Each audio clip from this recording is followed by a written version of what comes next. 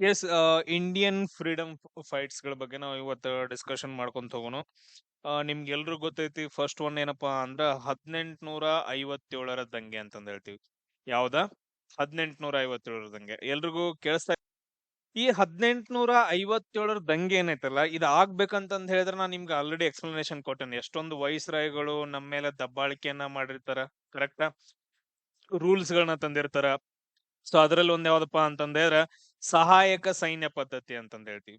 ಸಹಾಯಕ ಸೈನ್ಯ ಪದ್ಧತಿ ಒಂದ್ ಕಡೆ ಇಂಪಾರ್ಟೆಂಟ್ ಆಯ್ತು ಅಂತಂದ್ ಹೇಳಿದ್ರೆ, ಇನ್ನೊಂದು ದತ್ತು ಮಕ್ಕಳಿಗೆ ಹಕ್ಕಿಲ್ಲ ಅಂತಂದೇಳಿ ಎಲ್ರನ್ನೂ ತಲೆ ಕೆಡ್ಸುತ್ತ. ಅದ್ರ ಜೊತೆಗೆ ಏನಪ್ಪಾ ಅಂತಂದ್ ಹೇಳಿದ್ರ, ಎಲ್ಲಾ ಭಾರತ ದೇಶದ ಏನಂತಂದ್ರೆ ಪ್ರದೇಶಗಳನ್ನ ಒಂದ್ ಏನ್ ಮಾಡ್ತಾರ, ಪ್ಲಾಸ್ಟಿಕ್ ಕದನ, ಬಕ್ಸಾರ ಕದನ ಮಾಡಿ ಬಂಗಾಳ ಪ್ರದೇಶಗಳನ್ನ, ಅದಾದ ನಂತರ ಮರಾಠ ಯುದ್ಧಗಳನ್ನ ಮಾಡ್ಬಿಟ್ಟು ಸೊ ಮಹಾರಾಷ್ಟ್ರವನ್ನ, ಆಮೇಲೆ ನೆಕ್ಸ್ಟ್ ನಮ್ದು ಇಲ್ಲಿ ಕರ್ನಾಟಕ ಪ್ರದೇಶ ಐತಲ್ಲ, ಇದನ್ನ ಯಾವ್ದ್ರಿಂದ ಮೈಸೂರು ಯುದ್ಧಗಳನ್ನ ಮಾಡಿ, ಆಂಗ್ಲೋ ಮೈಸೂರು ಯುದ್ಧ. ಆಮೇಲೆ ಈ ಪ್ರದೇಶಗಳು ತಮಿಳುನಾಡಲ್ಲಿ ಬರ್ತಾವಲ್ಲ, ಅದನ್ನೆಲ್ಲ ಕಾರ್ನಾಟಿಕ್ ಯುದ್ಧಗಳನ್ನ ಮಾಡಿ, ಒಂದನೇ ಕಾರ್ನಾಟಿಕ್ ಯುದ್ಧ, ಎರಡನೇ ಕಾರ್ನಾಟಿಕ ಮತ್ತು ಮೂರನೇ ಕಾರ್ನಾಟಿಕ್ ಯುದ್ಧ. ಅದಾದ ನಂತರ ನೆಕ್ಸ್ಟ್ ಏನಪ್ಪಾ ಅಂತಂದ್ ಹೇಳಿದ್ರೆ, ಈ ಕಡೆ ಕೆಲವೊಂದು ಪ್ರದೇಶಗಳು ಉಳಿದಿರ್ತಾವಲ್ಲ ಡೈರೆಕ್ಟ್ ಆಗಿ. ಸೊ ಅದಾದ ನಂತರ ನೆಕ್ಸ್ಟ್ ಇನ್ನು ಕೆಲವೊಂದು ಪ್ರದೇಶಗಳನ್ನ ಸಹಾಯಕ ಸೈನ್ಯ ಪದ್ಧತಿಯಲ್ಲಿ ತಗೊಂತಾರ. ಆಮೇಲೆ ದತ್ತು ಮಕ್ಕಳಿಗೆ ಹಕ್ಕಿಲ್ಲ ಅಂತಂದ್ ಹೇಳಿ ಹಲವಾರು ಪ್ರದೇಶಗಳನ್ನ ವಶಪಡಿಸ್ಕೊಳ್ತಾರ. ಅದಾದ ನಂತರ ನೆಕ್ಸ್ಟ್ ಸಿಖ್ ಯುದ್ಧಗಳನ್ನ ಮಾಡ್ತಾರ. ಆಂಗ್ಲೋ ಸಿಖ್ ಯುದ್ಧ, ಒಂದನೇ ಆಂಗ್ಲೋ ಸಿಖ್ ಯುದ್ಧ, ಎರಡನೇ ಆಂಗ್ಲೋ ಸಿಖ್ ಯುದ್ಧ ಮಾಡಿ ಪಂಜಾಬ್ ಪ್ರಾಂತ್ಯವನ್ನ ವಶಪಡಿಸ್ಕೊಳ್ತಾರ. ಅದಾದ ನಂತರ ನೇಪಾಳ ಜೊತೆಗೆ ಯುದ್ಧ ಮಾಡ್ತಾರ. ಅಫ್ಘಾನಿಸ್ತಾನ ಜೊತೆಗೆ ಆಫ್ಘನ್ ವಾರಗಳಂತಂದ್ ಹೇಳ್ತೀವಿ. ಅದಾದ ನಂತರ ಮಯನ್ಮಾರ್ ಬರುತ್ತಲ್ಲ, ಈ ಕಡೆ ಪ್ರದೇಶವನ್ನ ಬರ್ಮಾ ಯುದ್ಧಗಳ ಮಾಡಿ, ಇಷ್ಟೊಂದೆಲ್ಲಾ ಯುದ್ಧಗಳನ್ನ ಮಾಡಿ ಈ ಪ್ರದೇಶವನ್ನ ವಶಪಡಿಸ್ಕೊಂಡಿರ್ತಾರ. ಇದು ಒಂದೇನಪ್ಪಾ ಅಂತಂದ್ ಹೇಳಿದ್ರೆ ಕಾರಣ ಆಗತ್ತ, ಬೇರೆಯವ್ರು ಬಂದ್ ನಮ್ಮನ್ನ ಆಳ್ವಿಕೆ ನಡೆಸ್ತಾ ಇದಾರಲ್ಲ ಅಂತಂದ್ ಹೇಳಿ. ಇದ್ರ ಜೊತೆಗೆ ಇವೆಲ್ಲ ಏನಂತಂದ್ ಹೇಳಿದ್ರ ಅವು ಒಂಥರ ಹುಟ್ಟಿನಿಂದ ಬರುವಂತ ಕಾರಣಗಳು ಅಂತ ಅನ್ಕೊಡು. ಇದಾದ ನಂತರ ನೆಕ್ಸ್ಟ್ ತತ್ಕ್ಷಣದ ಕಾರಣ ಅಂತಂದ್ ಏನ್ ಹೇಳ್ತೀವಿ ಅಂತಂದ್ ಹೇಳಿದ್ರ, ಸೊ ನಮ್ಮ ಭಾರತ ದೇಶದ ಜನರು ಕೂಡ ಏನಂತಂದ್ ಹೇಳಿದ್ರೆ ಬ್ರಿಟಿಷ್ ಸೇನಾದಲ್ಲಿ ವರ್ಕ್ ಮಾಡ್ತಾ ಇದ್ರು ಸೈನಿಕರಾಗಿ. ಅವ್ರಿಗೆ ಏನ್ ಮಾಡ್ತಾ ಇದ್ರಪ್ಪ ಅಂತಂದ್ ಹೇಳಿದ್ರೆ ಗನ್ಗಳನ್ನ ಕೊಡ್ತಾ ಇದ್ರು. ಆ ಗನ್ಗಳೇನಂತಂದ್ ಹೇಳಿದ್ರೆ ದನಗಳ ಮಾಂಸದಿಂದ ಮಾಡಿರ್ತಾರ. ಅದನ್ನ ನೀವು ಬುಲೆಟ್ ಹಾಕ್ಬೇಕು ಅಂತಂದ್ ಹೇಳಿದ್ರೆ ನೀವು ಬಾಯಿಯಿಂದ ಓಪನ್ ಮಾಡಿ ಅದ್ರೊಳಗೆ ಬುಲೆಟ್ ಹಾಕ್ಬಿಟ್ಟು ಆಮೇಲೆ ಫೈರ್ ಮಾಡ್ಬೇಕಿರತ್ತೆ. ಈಗ ನೋಡ್ರಿ, ಈಗ ಧಾರ್ಮಿಕವಾಗಿರುವಂತವ್ರು, ಸೊ ಅದಾದ ನಂತರ ನೆಕ್ಸ್ಟ್ ಈಗ ಚಿಕನ್ ಮಟನ್ ತಿಂದೇ ಇರೋರೆಲ್ಲ ಇರ್ತಾರಲ್ಲ, ಆ ಟೈಮ್ ಒಳಗಡೆ ಇಂಥವ್ರೆಲ್ಲ ಏನಂತಂದ್ ಹೇಳಿದ್ರೆ ಬಾಯಿಯಿಂದ ತೆಗೆಯೋದಂತಂದ್ ಹೇಳಿದ್ರೆ ಅಷ್ಟು ಸರಿ ಅನ್ಸಂಗಿಲ್ಲ ಅಂತಂದ್ ಹೇಳಿ ಇದು ತತ್ಕ್ಷಣದ ಕಾರಣ ಆಗತ್ತ. ಈ ಕಾರಣದಿಂದ ಒಬ್ರು ಯಾರಪ್ಪ ಅಂತಂದ್ ಹೇಳಿದ್ರೆ ಬ್ಯಾರಕ್ಪುರ್ ಅಂತಂದ್ ಹೇಳಿ, ಯಾವ್ದು ಬ್ಯಾರಕ್ಪುರ್ ಅಂತಂದ್ ಹೇಳಿ ಒಂದು ಸೈನಿಕ ಶಿಬಿರದಿಂದ ಯಾರಂತಂದ್ ಹೇಳಿದ್ರೆ ಒಬ್ಬ ಸೈನಿಕ ಮಂಗಲ್ ಪಾಂಡೆ ಅಂತಂದ್ ಹೇಳ್ತೀವಿ. ಯಾರು? ಮಂಗಲ್ ಪಾಂಡೆ. ಇವನ್ ಏನ್ ಮಾಡ್ತಾ ಅಂತಂದ್ ಹೇಳಿದ್ರೆ ಸಿಟಿಗೆ ಎದ್ಬಿಟ್ಟು ಬ್ರಿಟಿಷ್ ಅಧಿಕಾರಿಗಳ ಮೇಲೆ ಗುಂಡ್ ಹಾರಿಸ್ತಾನ. ಸೊ ಗುಂಡ್ ಹಾರಿಸಿದ ನಂತರ ಬ್ರಿಟಿಷ್ ಅಧಿಕಾರಿ ಏನಪ್ಪಾ ಅಂತಂದ್ರೆ ಸತ್ತೋಗ್ತಾನ. ಇದು ಯಾವಾಗ ನಡೆಯುತ್ತ? 1857 ಏಪ್ರಿಲ್ ಟೈಮ್ ಒಳಗಡೆ ನಡೆಯುತ್ತ. ಇವನನ್ನ ಏನ್ ಮಾಡ್ತಾರೆ ಬ್ರಿಟಿಷ್ ಅಧಿಕಾರಿಗಳು, ಬಂದ್ಬಿಟ್ಟು ಸಡನ್ ಆಗಿ ಇವನನ್ನ ಗಲ್ಲಿಗೇರಿಸ್ಬಿಡ್ತಾರ. ಗಲ್ಲಿಗೇರಿಸೋದ್ರಿಂದ ಏನಾಗತ್ತ, ಎಲ್ಲಾ ಕಡೆಗೆ ಕಿಡಿ ಹೇಳತ್ತ. ಅದಾದ ನಂತರ ಜಗಳಗಳು ಉಂಟಾಗ್ತವ. ಇಲ್ಲಿಂದ ಎದ್ದಂತಹ ಕಿಚ್ಚು ಒಂದು ಮಹಾನ್ ಸ್ವಾತಂತ್ರ್ಯ ಹೋರಾಟವಾಗಿ ಸ್ಟಾರ್ಟ್ ಆಗತ್ತ. ಇದೇನಂತಂದ್ರೆ 1857ರ ದಂಗೆ ಅಂತ ಕರಿತೀವಿ. ಬಟ್ ಆದ್ರೆ ಇದಕ್ಕೊಂದು ಹೆಸರು ಕೊಡ್ತಾರ, ಭಾರತ ದೇಶದ ಮೊದಲ ಸ್ವಾತಂತ್ರ್ಯ ಸಂಗ್ರಾಮ ಅಂತಂದ್ ಹೇಳಿ. ಭಾರತದ ಮೊದಲ ಸ್ವಾತಂತ್ರ್ಯ ಸಂಗ್ರಾಮ ಅಂತಂದ್ ಹೇಳಿ ಹೆಸರು ಕೊಟ್ಟವ್ರು ಯಾರಂತಂದ್ ಹೇಳಿದ್ರ ವಿ ಡಿ ಸಾವರ್ಕರ್ ಅಂತಂದ್ ಹೇಳ್ತೀವಿ. ಯಾರ? Very good, V D Savarkar. So ಅದಾದ ನಂತರ ನೆಕ್ಸ್ಟ್ ನಮ್ಮ ಭಾರತ ದೇಶದ ಒಳಗಡೆ ಎಲ್ಲಾ ಕಡೆಗೆ ಏನಂತಂದ್ ಹೇಳಿದ್ರೆ ದಾಳಿಗಳು ಸ್ಟಾರ್ಟ್ ಆಗ್ತಾವ. ಎಲ್ಲ ಒಂದೊಂದ್ ಕಡೆ ಯಾರ? ಸೊ ತಾಂತಾ ಟೋಪೆ ಆಗಿರ್ಬೋದು, ಅದಾದ ನಂತರ ಝಾನ್ಸಿ ರಾಣಿ ಲಕ್ಷ್ಮೀಬಾಯಿ, ಅದಕ್ಕಿಂತ ಮುಂಚೆ ಕಿತ್ತೂರು ರಾಣಿ ಚೆನ್ನಮ್ಮ, ಸಂಗೊಳ್ಳಿ ರಾಯಣ್ಣ, ಈ ರೀತಿ ಏನಂತಂದ್ ಹೇಳಿದ್ರೆ ಹಲವಾರು ದಂಗೆಕೋರು ಸ್ಟಾರ್ಟ್ ಆಗಿರುತ್ತ. 1824ರಿಂದನ ಸ್ಟಾರ್ಟ್ ಆಗಿರುತ್ತ. ಬಟ್ ಆದ್ರ ಈ 1857ರ ದಂಗೆಗೆ ಒಬ್ರು ಯಾರಾದ್ರೂ ರಾಜ ಇರ್ಬೇಕಲ್ಲ. ಬಟ್ ಆದ್ರೆ ಆ ಟೈಮ್ ಒಳಗಡೆ ಏನು, ಈ ಸಾಮ್ರಾಜ್ಯ ಇರುತ್ತಲ್ಲ, ಇಲ್ಲಿ ಮೊಘಲ್ ಸಾಮ್ರಾಜ್ಯ ಅಂತಂದ್ ಹೇಳಿ, ಇದು ಮೊಘಲ್ ಸಾಮ್ರಾಜ್ಯ ಆಲ್ರೆಡಿ ಬ್ರಿಟಿಷರ ವಶದಲ್ಲಿರುತ್ತ.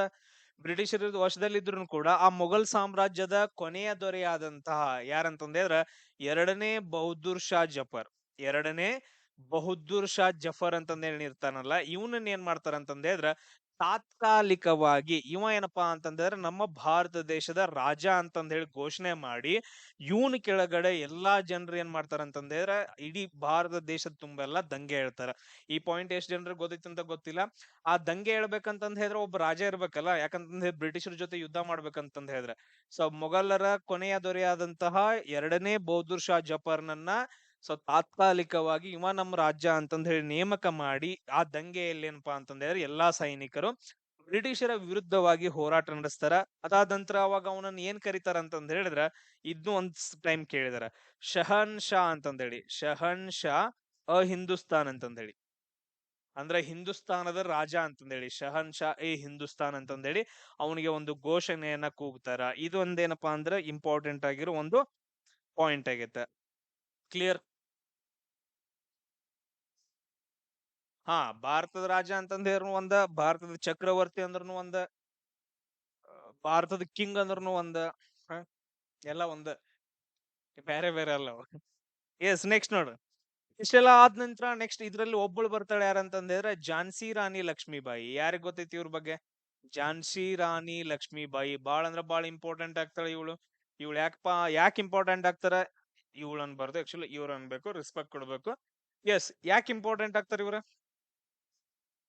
ಯಾಕಂತಂದ ಹೇಳಿದ್ರ ಬ್ರಿಟಿಷರ ವಿರುದ್ಧವಾಗಿ ಅವಾಗ ಎಷ್ಟೋ ಜನ ಇರ್ತಾರ, ಬಟ್ ಆದ್ರೆ ಅವ್ರೆಲ್ಲ ಏನಂತಂದ ಹೇಳಿದ್ರೆ ಬ್ರಿಟಿಷ್ ವಿರುದ್ಧವಾಗಿ ಹೋರಾಟ ನಡೆಸಂಗಿಲ್ಲ. ಬಟ್ ಆದ್ರೆ ಇವಳು ಒಂದು ಹೆಣ್ಮಗಳಾಗಿ ಬ್ರಿಟಿಷರ ವಿರುದ್ಧವಾಗಿ ಏನಂತಂದ ಹೇಳಿದ್ರೆ ಹೋರಾಟವನ್ನ ನಡೆಸ್ತಾರ. ಸೊ ಝಾನ್ಸಿಯಿಂದ ತುಂಬಾ ಇಂಪಾರ್ಟೆಂಟ್. ಇವ್ರು ಯಾವುದಕ್ಕೋಸ್ಕರ ಹೋರಾಟ ನಡೆಸ್ತಾರಪ್ಪ ಅಂತಂದ ಹೇಳಿದ್ರೆ, ದತ್ತು ಮಕ್ಕಳಿಗೆ ಹಕ್ಕಿಲ್ಲ ಅನ್ನೋ ಒಂದು ರೂಲ್ ಇರುತ್ತಲ್ಲ, ಅದ್ರ ವಿರುದ್ಧವಾಗಿ ಏನಂತಂದ ಹೇಳಿದ್ರೆ ಹೋರಾಟವನ್ನ ನಡೆಸ್ತಾರ. ಬಟ್ ಆದ್ರ ಇವ್ರೇನಪ್ಪಾ ಅಂತಂದ ಹೇಳಿದ್ರೆ ಆ ಯುದ್ಧದಲ್ಲಿ ಸತ್ತೋಗ್ತಾರ. ಸೊ ಯಾರಂತಂದ ಹೇಳಿದ್ರೆ ಝಾನ್ಸಿ ರಾಣಿ ಲಕ್ಷ್ಮೀಬಾಯಿ. ಇದನ್ನ ನೆನ್ಪಿಟ್ಕೊಡ್ರಿ. ಅದಾದ ನಂತರ ಇನ್ನಿಬ್ರು ಬರ್ತಾರ, ನಾನಾ ಸಾಹೇಬ್ ಅಂತಂದೇಳಿ, ನಾನಾ ಸಾಹೇಬ್. ಅದಾದ ನಂತರ ತಾತ್ಯಾ ಟೋಪೆ. ಇನ್ನೊಬ್ರು ಯಾರಂತಂದ ಹೇಳಿದ್ರೆ ತಾತ್ಯಾ ಟೋಪೆ ಅಂತಂದೇಳಿ. ನಾನಾ ಸಾಹೇಬ್ ಮತ್ತು ತಾತ್ಯಾ ಟೋಪೆ ಇವ್ರು ಯಾವ ಪ್ರದೇಶದಿಂದ ಅಂತಂದ ಹೇಳಿದ್ರೆ ಕಾನ್ಪುರದಿಂದ. ಕಾನ್ಪುರದಿಂದ ಏನಂತಂದ ಹೇಳಿದ್ರೆ ದಂಗೆಯನ್ನ ಹೇಳ್ತಾರ. ಸೊ ಝಾನ್ಸಿ ರಾಣಿ ಲಕ್ಷ್ಮೀಬಾಯಿ ಅವರು ಝಾನ್ಸಿಯಿಂದ ಆದ್ರ, ನಾನಾ ಸಾಹೇಬ್ ಮತ್ತು ತಾತ್ಯಾ ಟೋಪೆ ಏನಂತಂದ ಹೇಳಿದ್ರೆ ಕಾನ್ಪುರದಿಂದ ದಂಗೆಯನ್ನ ಹೇಳ್ತಾರ. ಬ್ರಿಟಿಷರ ವಿರುದ್ಧವಾಗಿ ಏನ್ ಮಾಡ್ತಾರ ಅಂತಂದ ಹೇಳಿದ್ರೆ ಹೋರಾಟವನ್ನ ನಡೆಸ್ತಾರ. ಈ ಪಾಯಿಂಟ್ ಅನ್ನ ನೀವು ನೆನ್ಪಿಡ್ಕೋಬೇಕು. ಅದಾದ ನಂತರ ನೆಕ್ಸ್ಟ್ ಈ ಹೋರಾಟದೊಳಗಡೆ ಏನಾಗತ್ತಂತಂದ ಹೇಳಿದ್ರೆ, ನಾನಾ ಸಾಹೇಬ್ ಏನಪ್ಪಾ ಅಂತಂದ ಹೇಳಿದ್ರೆ ನೇಪಾಳಕ್ಕೆ ಓಡಿ ಹೋಗ್ತಾನೆ. ಯಾಕಂತಂದ ಹೇಳಿದ್ರೆ ಸೋಲೋ ಪರಿಸ್ಥಿತಿ ಬರುತ್ತೆ. ಬಟ್ ತಾತ್ಯಾ ಟೋಪೆಯನ್ನ ಸೆರೆ ಹಿಡಿದು ಗಲ್ಲಿಗೇರಿಸ್ತಾರ ಬ್ರಿಟಿಷರು. ನಮಗ್ ಗೊತ್ತೈತೆ ಕೆಲವೊಂದ್ ಜನರನ್ನ ಅಷ್ಟ ಗಲ್ಲಿಗೇರಿಸಿದಾರ ಅಂತಂದೇಳಿ, ಬಟ್ ಆದ್ರೆ ಎಷ್ಟೋ ಜನರನ್ನ ಏನಪ್ಪಾ ಅಂತಂದ್ರೆ ಹೋರಾಟಗಾರನ ಗಲ್ಲಿಗೇರಿಸ್ತಾರೆ ಬ್ರಿಟಿಷರು. ಅವ್ರನ್ನೆಲ್ಲ ನಾವು ನೆನ್ಪಿಟ್ಕೋಬೇಕು. ಸೊ ಇಲ್ಲಿ ಯಾರಂತಂದ್ರೆ ತಾತ್ಯಾ ಟೋಪೆಯನ್ನು ಕೂಡ ಏನಂತಂದ್ರೆ ಬ್ರಿಟಿಷರು ಗಲ್ಲಿಗೇರಿಸ್ತಾರ. Clear point? ಎಸ್. ಅದಾದ ನಂತರ ನೆಕ್ಸ್ಟ್ ಇನ್ನೊಂದು ಪಾಯಿಂಟ್ ಏನಾಗಿರುತ್ತೆ, ಇದೆಲ್ಲ ದಂಗೆಗಳೆಲ್ಲ ಆದ ನಂತರ ಇನ್ನು ಬರ್ತಾರ, ಹಜರತ್ ಮಹಲ್ ಅಂತಂದ ಹೇಳಿ ಬರ್ತಾರ. ಅವೆಲ್ಲ ಏನಂತಂದ ಹೇಳಿ ನಾನೊಂದು ಲಿಸ್ಟ್ ಕೊಡ್ತೀನಿ ನಿಮ್ಗ, ಇವಾಗ ಬೇಡ, ಲಾಸ್ಟ್ಕ್ಕ ಅದನ್ನ ನೋಡ್ಕೋಕ್ರೆ. 1858 ಟೈಮ್ ಒಳಗಡೆ ಇಷ್ಟೆಲ್ಲಾ ದಂಗೆಗಳಾದ ನಂತರ ಬ್ರಿಟಿಷರ್ ಎಲ್ರನ್ನು ಸೋಲಿಸಿ ಒಂದು ಕಾಯ್ದೆಯನ್ನ ತಗೊಂಡ್ ಬರ್ತಾರ. ಅದನ್ನ ನಾವು 1858 ಕಾಯ್ದೆ ಅಂತಂದ ಹೇಳ್ತೀವಿ. ಈ ಕಾಯ್ದೆ ಪ್ರಕಾರ ಏನಾಗತ್ತ ಅಂತಂದ ಹೇಳಿದ್ರ, ಇಡೀ ಭಾರತ ದೇಶ ಯಾರ ಅಂಡರ್ ಹೋಗತ್ತ? ಬ್ರಿಟಿಷ್ ರಾಣಿಯ ಅಂಡರ್ ಹೋಗುತ್ತ. ಬ್ರಿಟಿಷ್ ರಾಣಿ ಏನಂತಂದ ಹೇಳಿದ್ರೆ ಅಕ್ಕಿ ಕೈಗೆ ಹಸ್ತಾಂತರ ಆಗತ್ತ. ಇದ್ರ ಜೊತೆಗೆ ಏನಂತಂದ ಹೇಳಿದ್ರೆ ಈಸ್ಟ್ ಇಂಡಿಯಾ ಕಂಪನಿ ಅಂತಂದ ಹೇಳಿ ಇರುತ್ತಲ್ಲ, ಅದನ್ನು ಕೂಡ ಏನಪ್ಪಾ ಅಂತಂದ್ರೆ ಕ್ಯಾನ್ಸಲ್ ಮಾಡಿ ಹೋಗ್ತಾರೆ ಕಂಪ್ಲೀಟ್ ಆಗಿ. ಈಸ್ಟ್ ಇಂಡಿಯಾ ಕಂಪನಿನ ಬೇಡ ನಮ್ಗದ ಅಂತಂದ ಹೇಳಿ ಇದು ಎಲ್ಲಾ ಆಡಳಿತ ಯಾರ ಕೈಯಾಗ ಹೋಗುತ್ತ? ಬ್ರಿಟಿಷ್ ರಾಣಿ ಕೈಯಲ್ಲಿ ಹೋಗುತ್ತ. ಇದು ಒಂದು ಪಾಯಿಂಟ್ ಅನ್ನ ನೆನ್ಪಿಟ್ಕೋಬೇಕು. ಅದಾದ ನಂತರ ನೆಕ್ಸ್ಟ್ ಏನಾಗತ್ತ ಅಂತಂದ ಹೇಳಿದ್ರೆ ಒಂದು ಘೋಷಣೆಯನ್ನ ಕೂಗ್ತಾರ, ಬ್ರಿಟಿಷ್ ರಾಣಿಯ ಘೋಷಣೆ ಅಂತಂದ ಹೇಳ್ತೀವಿ. ಅವರೆಲ್ಲ ಏನ್ ಮಾಡ್ತಾಳ ಅಂತಂದ ಹೇಳಿದ್ರೆ, ಇಡೀ ಭಾರತ ದೇಶದ ಅಧಿಕಾರವನ್ನ ತಗೊಂಡಾದ್ಮೇಲೆ ಒಂದು ವಿಶೇಷ ಪ್ರಕಟಣೆಯನ್ನು ಹೊರಡಿಸ್ತಾಳ. ಸೊ ಭಾರತೀಯರಿಗೆ ಏನಪ್ಪಾ ಅಂತಂದ ಹೇಳಿದ್ರೆ ಧಾರ್ಮಿಕ ಸ್ವಾತಂತ್ರ್ಯವನ್ನ ನೀಡ್ತೀನಿ ಅಂತಂದ ಹೇಳಿ. ಇವ್ರಿಗೆ ಸ್ವಾತಂತ್ರ್ಯ ನೀಡಂಗಿಲ್ಲ, ನಿಮ್ಗ ಧಾರ್ಮಿಕ ಸ್ವಾತಂತ್ರ್ಯ ನೀಡ್ತೀನಿ, ನೀವು ಏನ್ ಬೇಕಾದ ಧರ್ಮವನ್ನ ಆಚರಣೆ ಮಾಡ್ಕೊಳ್ರಿ, ಬಟ್ ನಿಮಗ್ ಸ್ವಾತಂತ್ರ್ಯ ಕೊಡಂಗಿಲ್ಲ, ಧಾರ್ಮಿಕ ಸ್ವಾತಂತ್ರ್ಯವನ್ನ ನೀಡ್ತೀನಿ ಅಂತಂದ ಹೇಳಿ ಒಂದು ಘೋಷಣೆಯನ್ನ ಕೊಡ್ತಾರ. ಅದಾದ ನಂತರ ನೆಕ್ಸ್ಟ್ ಅದೇನ್ ಅಷ್ಟೊಂದೇನ್ ಬರಂಗಿಲ್ಲ ಆ ನೀತಿ ಕರೆಕ್ಟ್ ಆಗಿ, ಬಟ್ ಆದ್ರೆ ಇದು ಘೋಷಣೆಗಳು ಕೂಗಿದ್ದೆಂದಂತಂದ ಹೇಳಿ ನೆನ್ಪಿಡಬೇಕು. ಬ್ರಿಟಿಷ್ ರಾಣಿಯ ಘೋಷಣೆ ಯಾವಾಗ ಬಂತು ಅಂತ ಕೇಳಿದ್ರೆ 1858 ಬಂತು ಅಂತಂದ ಹೇಳಿ. ಸೊ ಇಷ್ಟು ಪಾಯಿಂಟ್ಸ್ಗಳು. ಆಮೇಲೆ ನಿನ್ನೆ ಏನಂತಂದ ಹೇಳಿದ್ರೆ ನಾವು ಡಿಸ್ಕಷನ್ ಮಾಡಿದ್ವಿ, ವಿಶ್ವವಿದ್ಯಾಲಯಗಳ ಸ್ಥಾಪನೆ ಆಗ್ತಾವು ಯಾವ್ಯಾವ, ಮುಂಬೈಯು, ಮದ್ರಾಸು, ಅದಾದ ನಂತರ ನೆಕ್ಸ್ಟ್ ಇನ್ನೊಂದ್ ಯಾವ್ದು, ಕೋಲ್ಕತ್ತಾ, 1858ರಾಗ. ಅದಾದ ನಂತರ ನೆಕ್ಸ್ಟ್ ಇಂಪಾರ್ಟೆಂಟ್ ಇನ್ನೊಂದು ಚೇಂಜಸ್ ಏನಾಗತ್ತೆ ಸರ್, ಹೈಕೋರ್ಟ್ಗಳ ರಚನೆ ಆಗ್ತಾವ ಬೇರೆ ಒಬ್ಬ ವೈಸರಾಯನ್ ಟೈಮ್ ಅಲ್ಲಿ. ಸೊ ಅದು ಏನಂತಂದ ಹೇಳಿದ್ರೆ ಕೋಲ್ಕತ್ತಾ, ಮದ್ರಾಸ್, ಅದಾದ ನಂತರ ಇನ್ನೊಂದ್ ಯಾವ್ದು, ಮುಂಬೈ ಒಳಗಡೆ. ಇದಾದ ನಂತರ ನೆಕ್ಸ್ಟ್ ಸರ್ 1872 ಏನ್ ಮಾಡ್ತಾರ್ರಿ, ಸ್ಥಳೀಯ ಸರ್ಕಾರಗಳನ್ನ ಸ್ಥಾಪನೆ ಮಾಡ್ತಾರ್ರಿ. ಅದ್ರ ಜೊತೆಗೆ ಏನಂತಂದ ಹೇಳಿದ್ರೆ ಸರ್ ಭಾರತದ ಜನಗಣತಿಯನ್ನ ಸ್ಟಾರ್ಟ್ ಮಾಡ್ತಾರ್ರಿ. ಇವೆಲ್ಲಾ ಮಾತಾಡ್ಕೊಂಡಿದೀವಲ್ಲ, ನಿನ್ನೆ ಎಲ್ಲಾ ಡಿಸ್ಕಷನ್ ಆಗೈತಲ್ಲ. ಇದಾದ ನಂತರ ಇಷ್ಟೆಲ್ಲಾ ನೋಡಿ, ಇಷ್ಟೊಂದು ಭಾರತ ದೇಶದ ಜನರನ್ನ ಬ್ರಿಟಿಷರು ಹೀಯಾಳಿಸ್ತಿದಾರ, ಇಷ್ಟೊಂದ್ ಏನಂತಂದ್ ಹೇಳಿದ್ರ ಇಲ್ಲಿರುವ ಸಂಪತ್ತನ್ನ ದೋಚ್ಕೊಂಡ್ ಹೋಗ್ತಿದಾರ, ಇವ್ರಿಗೆ ಸ್ವಾತಂತ್ರ್ಯವನ್ನ ಕೊಡ್ತಾ ಇಲ್ಲ ಅಂತಂದ್ ಹೇಳಿ ಒಬ್ಬ ನಿವೃತ್ತ ಬ್ರಿಟಿಷ್ ಅಧಿಕಾರಿ ಏನ್ ಮಾಡ್ತಾ ಅಂತಂದ್ ಹೇಳಿದ್ರ ಭಾರತೀಯ ಸಮಸ್ಯೆಗಳನ್ನ ಅವ್ರಿಗೆ ಅರ್ಥ ಮಾಡ್ಸೋಣ, ಅವ್ರಿಗೆ ಏನಂತಂದ್ ಹೇಳಿದ್ರೆ ದೇಶಾಭಿಮಾನ ಹುಟ್ಸೋಣ ಅಂತಂದ್ ಹೇಳಿ ಯಾರ ಬ್ರಿಟಿಷ್ ಅಧಿಕಾರಿ ಎ ಓ ಹ್ಯೂಮ್ ಅಂತಂದ್ ಹೇಳಿ ಇವನ್ ಏನ್ ಮಾಡ್ತಾ ಅಂತಂದ್ ಹೇಳಿದ್ರ ಒಂದು ಆರ್ಗನೈಸೇಷನ್ ಅನ್ನ ಸ್ಟಾರ್ಟ್ ಮಾಡ್ತಾನ. ಅದನ್ನ ನಾವ್ ಏನಂತ ಕರಿತೀವಿ ಅಂದ್ರ ಇಂಡಿಯನ್ ನ್ಯಾಷನಲ್ ಕಾಂಗ್ರೆಸ್ ಅಂತ ಕರಿತೀವಿ. ಏನಂತ ಕರಿತೀವಿ? ಇಂಡಿಯನ್ ನ್ಯಾಷನಲ್ ಕಾಂಗ್ರೆಸ್ ಅಂತಂದ್ ಹೇಳಿ. Point clear? ಅದು ಯಾವಾಗ ಅಂತಂದ್ ಹೇಳಿದ್ರ 1885 ಸ್ಟಾರ್ಟ್ ಮಾಡ್ತಾರ. ಇದು ಸ್ಟಾರ್ಟ್ ಮಾಡಿ ಆದ ನಂತರ ಇದ್ರದ್ದು ಮೊದಲ ಅಧಿವೇಶನ ನಡೆಸ್ಬೇಕಲ್ಲ, ಮೀಟಿಂಗ್ ನಡೆಸ್ಬೇಕಲ್ಲ. ದೊಡ್ಡದಾಗಿ ಮೀಟಿಂಗ್ ಅನ್ನ ನಡೆಸ್ತಾರ. ಆ ಮೀಟಿಂಗ್ ಏನಂತಂದ್ ಹೇಳಿದ್ರ ಮೊದಲು ಎಲ್ಲಿ ಇಡ್ತಾರ ಅಂತಂದ್ ಹೇಳಿದ್ರ ಪುಣೆದೊಳಗಡೆ ಇಡ್ತಾರ. ಎಲ್ಲಿ ಇಡ್ತಾರ? ಫಸ್ಟ್ ಪುಣೆ ಒಳಗಡೆ ಇಡ್ತಾರ. ಬಟ್ ಆದ್ರ ಅಲ್ಲಿ ಏನ್ ಬಂದಿರುತ್ತ, ಅದೇ ಟೈಮ್ ಅಲ್ಲಿ ಪ್ಲೇಗ್ ರೋಗ ಬಂದಿರುತ್ತ. ಈ ಪ್ಲೇಗ್ ರೋಗ ಎಲ್ಲಿಂದ ಬರುತ್ತೆ ಅಂತಂದ್ ಹೇಳಿದ್ರೆ ಇಲಿಗಳಿಂದ ಬರುತ್ತೆ. ಸೊ ಮನೆ ಸುತ್ತಮುತ್ತ ಜಾಸ್ತಿ ಇಲಿಗಳು ಎಲ್ಲಾದ್ರೂ ಇದ್ದು ಅಂತಂದ್ ಹೇಳಿದ್ರೆ ಪ್ಲೇಗ್ ರೋಗ ಬರೋ ಚಾನ್ಸಸ್ ಜಾಸ್ತಿ ಇರುತ್ತೆ. ಸೊ ಅದಕ್ಕ ಅವು ಇಟ್ಕೊಳಕ್ ಹೋಗ್ಬೇಡ್ರಿ, ಯಾರು ಸಾಕಾಕು ಹೋಗ್ಬೇಡ್ರಿ. ಸೊ ಈ ಇಲಿಗಳಿಂದ ಏನಂತಂದ್ರೆ ಪ್ಲೇಗ್ ರೋಗ ಬಂದಿರುತ್ತೆ, ತುಂಬಾ ಜನ ಸಾಯ್ತಿರ್ತಾರ ಪುಣೆ ಒಳಗಡೆ. ಸೊ ಈ ಪುಣೆ ಒಳಗಡೆ ಇಡೋದೇ ಬೇಡ, ತುಂಬಾ ಜನರಿಗೆ ಅದು ಸ್ಪ್ರೆಡ್ ಆಗುತ್ತೆ ಅಂತಂದೇಳಿ ಅದ್ಲಿಂದ ಕ್ಯಾನ್ಸಲ್ ಮಾಡಿ ಅದನ್ನ ಎಲ್ಲಿಗೆ ತಗೊಂಡ್ ಬರ್ತಾರ ಅಂತಂದ್ ಹೇಳಿದ್ರ ಮುಂಬೈಗ್ ಶಿಫ್ಟ್ ಮಾಡ್ತಾರ. ಮುಂಬೈ ಒಳಗಡೆ ಏನಂತಂದ್ ಹೇಳಿದ್ರ ಕಾಂಗ್ರೆಸ್ಸಿನ ಮೊದಲ ಅಧಿವೇಶನ ನಡೆಯುತ್ತ. ಈ ಅಧಿವೇಶನದ ಅಧ್ಯಕ್ಷರಾಗರಾಗ್ತಾರ ಅಂತಂದ್ ಹೇಳಿದ್ರ ಡಬ್ಲ್ಯೂ.ಸಿ. ಬ್ಯಾನರ್ಜಿ ಅವರಾಗ್ತಾರೆ. ಯಾರಾಗ್ತಾರ? ಡಬ್ಲ್ಯೂ.ಸಿ. ಬ್ಯಾನರ್ಜಿ. ಇವ್ರ ಯಾಕಾಗ್ತಾರ? ಇವ್ರೊಬ್ರ ಏನಂತಂದ್ ಹೇಳಿದ್ರೆ ವಕೀಲ್ರು ಇವ್ರು. ಸೊ ಇವ್ರ ಏನಂತಂದ್ ಹೇಳಿದ್ರೆ ಬ್ರಿಟಿಷರಿದ್ದಾಗ ಹೈಕೋರ್ಟ್ಗಳು ಏನಿರ್ತಾವಲ್ಲ, ಸೊ ಅದರಲ್ಲಿ ನಿವೃತ್ತವಾಗಿರುವಂತಹ ವೃತ್ತಿಯಿಂದ ನಿವೃತ್ತರಾಗಿರುವಂತಹ ಒಬ್ಬ ವಕೀಲರಾಗಿರ್ತಾರ. ಇವ್ರನ್ನ ಏನ್ ಮಾಡ್ತಾರ ಅಂತಂದ್ ಹೇಳಿದ್ರ ಅಧ್ಯಕ್ಷರನ್ನಾಗಿ ಮಾಡ್ತಾರ. ಸೊ ಅಲ್ಲಿ ಏನಂದ್ರೆ ಕಾಂಗ್ರೆಸ್ಸಿನ ಒಂದು ಅಧಿವೇಶನ ನಡೆಯುತ್ತೆ. ಈ ಪಾಯಿಂಟ್ ಎಲ್ರಿಗೂ ಕ್ಲಿಯರ್ ಏನಪ್ಪಾ? ಇದ್ರ ಮೇಲೆ ಕ್ವಶನ್ಸ್ ಗಳು ಬರ್ತಾವ. ಅದಾದ ನಂತರ ನೆಕ್ಸ್ಟ್ ನಮ್ಮ ಭಾರತದ ಹೋರಾಟಗಾರನ ನಾವು ಏನ್ ಮಾಡ್ತೀವಿ ಅಂತಂದ್ ಹೇಳಿದ್ರ ಎರಡು ಪ್ರಕಾರ, ಆಕ್ಚುಲಿ ಮೂರು ಪ್ರಕಾರವಾಗಿ ನಾವು ಡಿವೈಡ್ ಮಾಡ್ತೀವಿ. ಫಸ್ಟ್ ಯಾರಂತಂದ್ ಹೇಳಿದ್ರ ಮಂದಗಾಮಿಗಳು ಅಂತಂದೇಳಿ. ಯಾರು ಇವರು ಮಂದಗಾಮಿಗಳು? ಕ್ವಶನ್ ಅನ್ನ ಕೇಳ್ತಾರ ಮಂದಗಾಮಿಗಳ ಮೇಲೆ. ಅದ್ರಲ್ಲೂ ಕ್ವಶನ್ಸ್ ಗಳು ಯಾವ್ದ್ರ ಮೇಲೆ ಬರ್ತಾವ ಅಂತಂದ್ ಹೇಳಿದ್ರ ಯಾರಿಗಾದ್ರೂ ಗೊತ್ತೈತೇನ್? ದಾದಾಬಾಯಿ ನವರೋಜಿ. ಸೊ ಹೆಸರು ಕೇಳಿದಿರಿ, ದಾದಾಬಾಯಿ ನವರೋಜಿ. ಸೊ ಇವ್ರೊಬ್ರು ಏನಂತಂದ್ ಹೇಳಿದ್ರ ಮಂದಗಾಮಿಗಳು ಅಂತಂದ್ ಹೇಳ್ತೀವಿ. ಅದಾದ ನಂತರ ಗೋಪಾಲ್ ಕೃಷ್ಣ ಗೋಖಲೆ ಅಂತಂದೇಳಿ. ಗೋಪಾಲ ಕೃಷ್ಣ ಗೋಖಲೆ ಅಂತಂದೇಳಿ ಇವ್ರ ಬಗ್ಗೆ ಯಾರಿಗಾದ್ರೂ ಏನಾದ್ರು ಗೊತ್ತೈತಿ? ಇವ್ರು ಯಾರಪ್ಪಾ ಅಂತಂದ್ ಹೇಳಿದ್ರ ಮಹಾತ್ಮ ಗಾಂಧೀಜಿಯವರ ಗುರು. ಮಹಾತ್ಮ ಗಾಂಧೀಜಿಯವರ ರಾಜಕೀಯ ಗುರು ಯಾರು ಅಂತಂದ್ ಹೇಳಿದ್ರ ಗೋಪಾಲ ಕೃಷ್ಣ ಗೋಖಲೆ ಅಂತಂದ್ ಹೇಳ್ತೀವಿ. ಅದಾದ ನಂತರ ಫಿರೋಜ್ ಶಾ ಮೆಹ್ತಾ ಅಂತಂದ್ ಹೇಳಿ ಬರ್ತಾರೆ. ಇವರೆಲ್ಲ ಏನಂತಂದ್ ಹೇಳಿದ್ರ ಇವನ್ ಗಾಂಧೀಜಿ ಕೂಡ ಇವರೆಲ್ಲ ಮಂದಗಾಮಿಗಳು. ಇವ್ರ ಹೆಂಗ ಒಂದು ಪ್ರಾರ್ಥನೆ ಮಾಡೋದು, ಇಲ್ಲ ಅಂತಂದ್ ಹೇಳಿದ್ರೆ ಮನವಿ ಮಾಡ್ಕೊಳ್ಳೋದು, ಇಲ್ಲ ಚಳುವಳಿಗಳನ್ನ ಮಾಡೋದು, ಯಾರಿಗೂ ಹೊಡೆಯಂಗಿಲ್ಲ, ಯಾರಿಗೂ ಪ್ರಾಬ್ಲಮ್ ಮಾಡಂಗಿಲ್ಲ. ಅದಾದ ನಂತರ ಎಲ್ರು ಅವ್ರ ಪಾಡಿಗೆ ಅವ್ರ ಜೀವನ ನಡೆಸ್ತಿರ್ತಾರೆ. ಇವ್ರು ರೋಡ್ ಮೇಲೆ ನಿಂತ್ಕೊಂಡು ಏನಂತಂದ್ ಹೇಳಿದ್ರೆ ಚಳುವಳಿಗಳನ್ನ ಮಾಡೋದು, ಯಾರಿಗೂ ಏನೂ ಡಿಸ್ಟರ್ಬ್ ಮಾಡಂಗಿಲ್ಲ.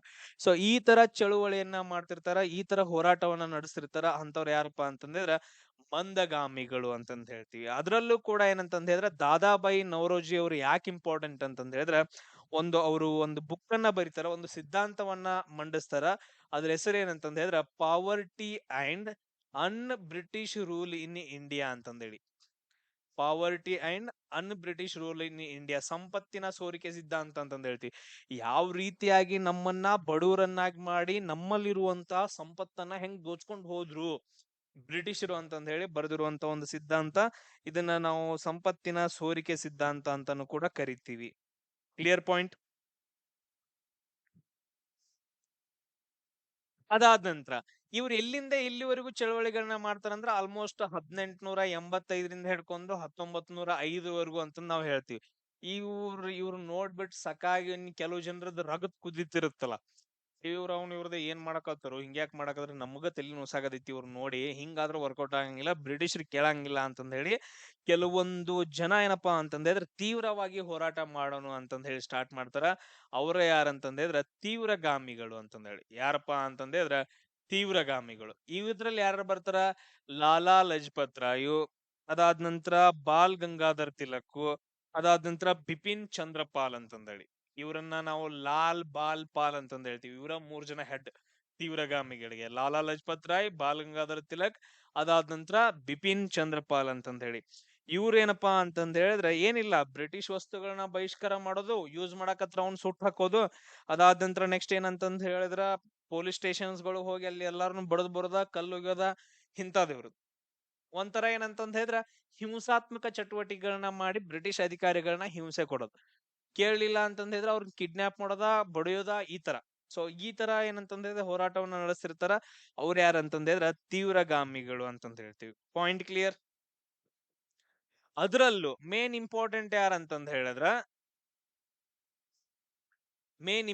ಏನಂತಂದ್ ಹೇಳಿದ್ರೆ ಕ್ಲಾಸ್ ಕೇಳು. ಎಸ್, ಇಲ್ಲಿ ನೋಡ್ರಿ, ಇದ್ರಲ್ಲಿ ಮೇನ್ ಇಂಪಾರ್ಟೆಂಟ್ ಯಾರಂತಂದ್ ಹೇಳಿದ್ರೆ ಬಾಲ್ ಗಂಗಾಧರ ತಿಲಕ್. ಎದಕ್ ಬಾಲ್ ಗಂಗಾಧರ ತಿಲಕ್ ಇಂಪಾರ್ಟೆಂಟ್? ಇವ್ರು ಏನ್ ಹೇಳ್ತಾರ ಅಂತಂದ್ ಹೇಳಿದ್ರೆ ಇವರು ಒಂದೊಂದು ಘೋಷಣೆಗಳನ್ನ ಕೊಡ್ತಾರ.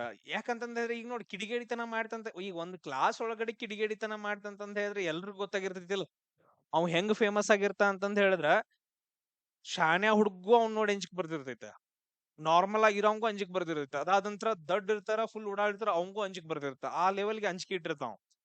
ಅದಾದ ನಂತರ ಇನ್ ಹೆಂಗ್ ಫೇಮಸ್ ಆಗಿರ್ತಾನ, ಫುಲ್ ದೊಡ್ಡ ಇರುವಂತ ಹುಡುಗಿಗೂ ಬಾಳ ಇಷ್ಟ ಇರ್ತಾನ. ಅದಾದ ನಂತರ ಫುಲ್ ಶಾಣೆ ಇರ್ತಾಳಲ್ಲ ಹುಡುಗಿ, ಆಕಿಗೂ ಆ ಹುಡುಗ ಅಂದ್ರೆ ಇಷ್ಟ ಇರ್ತಾನ. ಅಂದ್ರೆ ಕಿಡಿಗೇಡಿತನ ಯಾವ ಮಾಡ್ತಿರ್ತಾನಲ್ಲ, ನಾ ಅದ್ನ ಹೇಳಕತ್ತೇನೆ. ಜಸ್ಟ್ ಅಷ್ಟು ಫೇಮಸ್ ಇರ್ತಾರಲ್ಲ ಒಂದು ಕ್ಲಾಸ್ ಒಳಗಡೆ. ಸೇಮ್ ಅದೇ ತರ ಇವ್ರು ಈ ರೀತಿಯಾಗಿ ತೀವ್ರಗಾಮಿಗಳು ನಮ್ಮ ಭಾರತ ದೇಶದ ಒಳಗಡೆ ಏನ್ ಬೇಕಲ್ಲ ಅದನ್ನ ತಗೊಂಡ ತಿರೋದಂತಂದ್ ಹೇಳಿ ನಿಂತ್ರ ಇಡೀ ಇಂಡಿಯಾ ತುಂಬಾ ಎಲ್ಲ ಫೇಮಸ್ ಆಗಿರ್ತಾರಲ್ಲ. ಇಂಡಿಯಾ ತುಂಬಾ ಫೇಮಸ್ ಆದ ನಂತರ ಬಾಲ್ ಗಂಗಾಧರ್ ತಿಲಕರು ಒಂದು ಘೋಷಣೆಯನ್ನ ಮಾಡ್ತಾರ. ಆ ಘೋಷಣೆ ಯಾರಿಗಾದ್ರೂ ಗೊತ್ತೈತೇನ?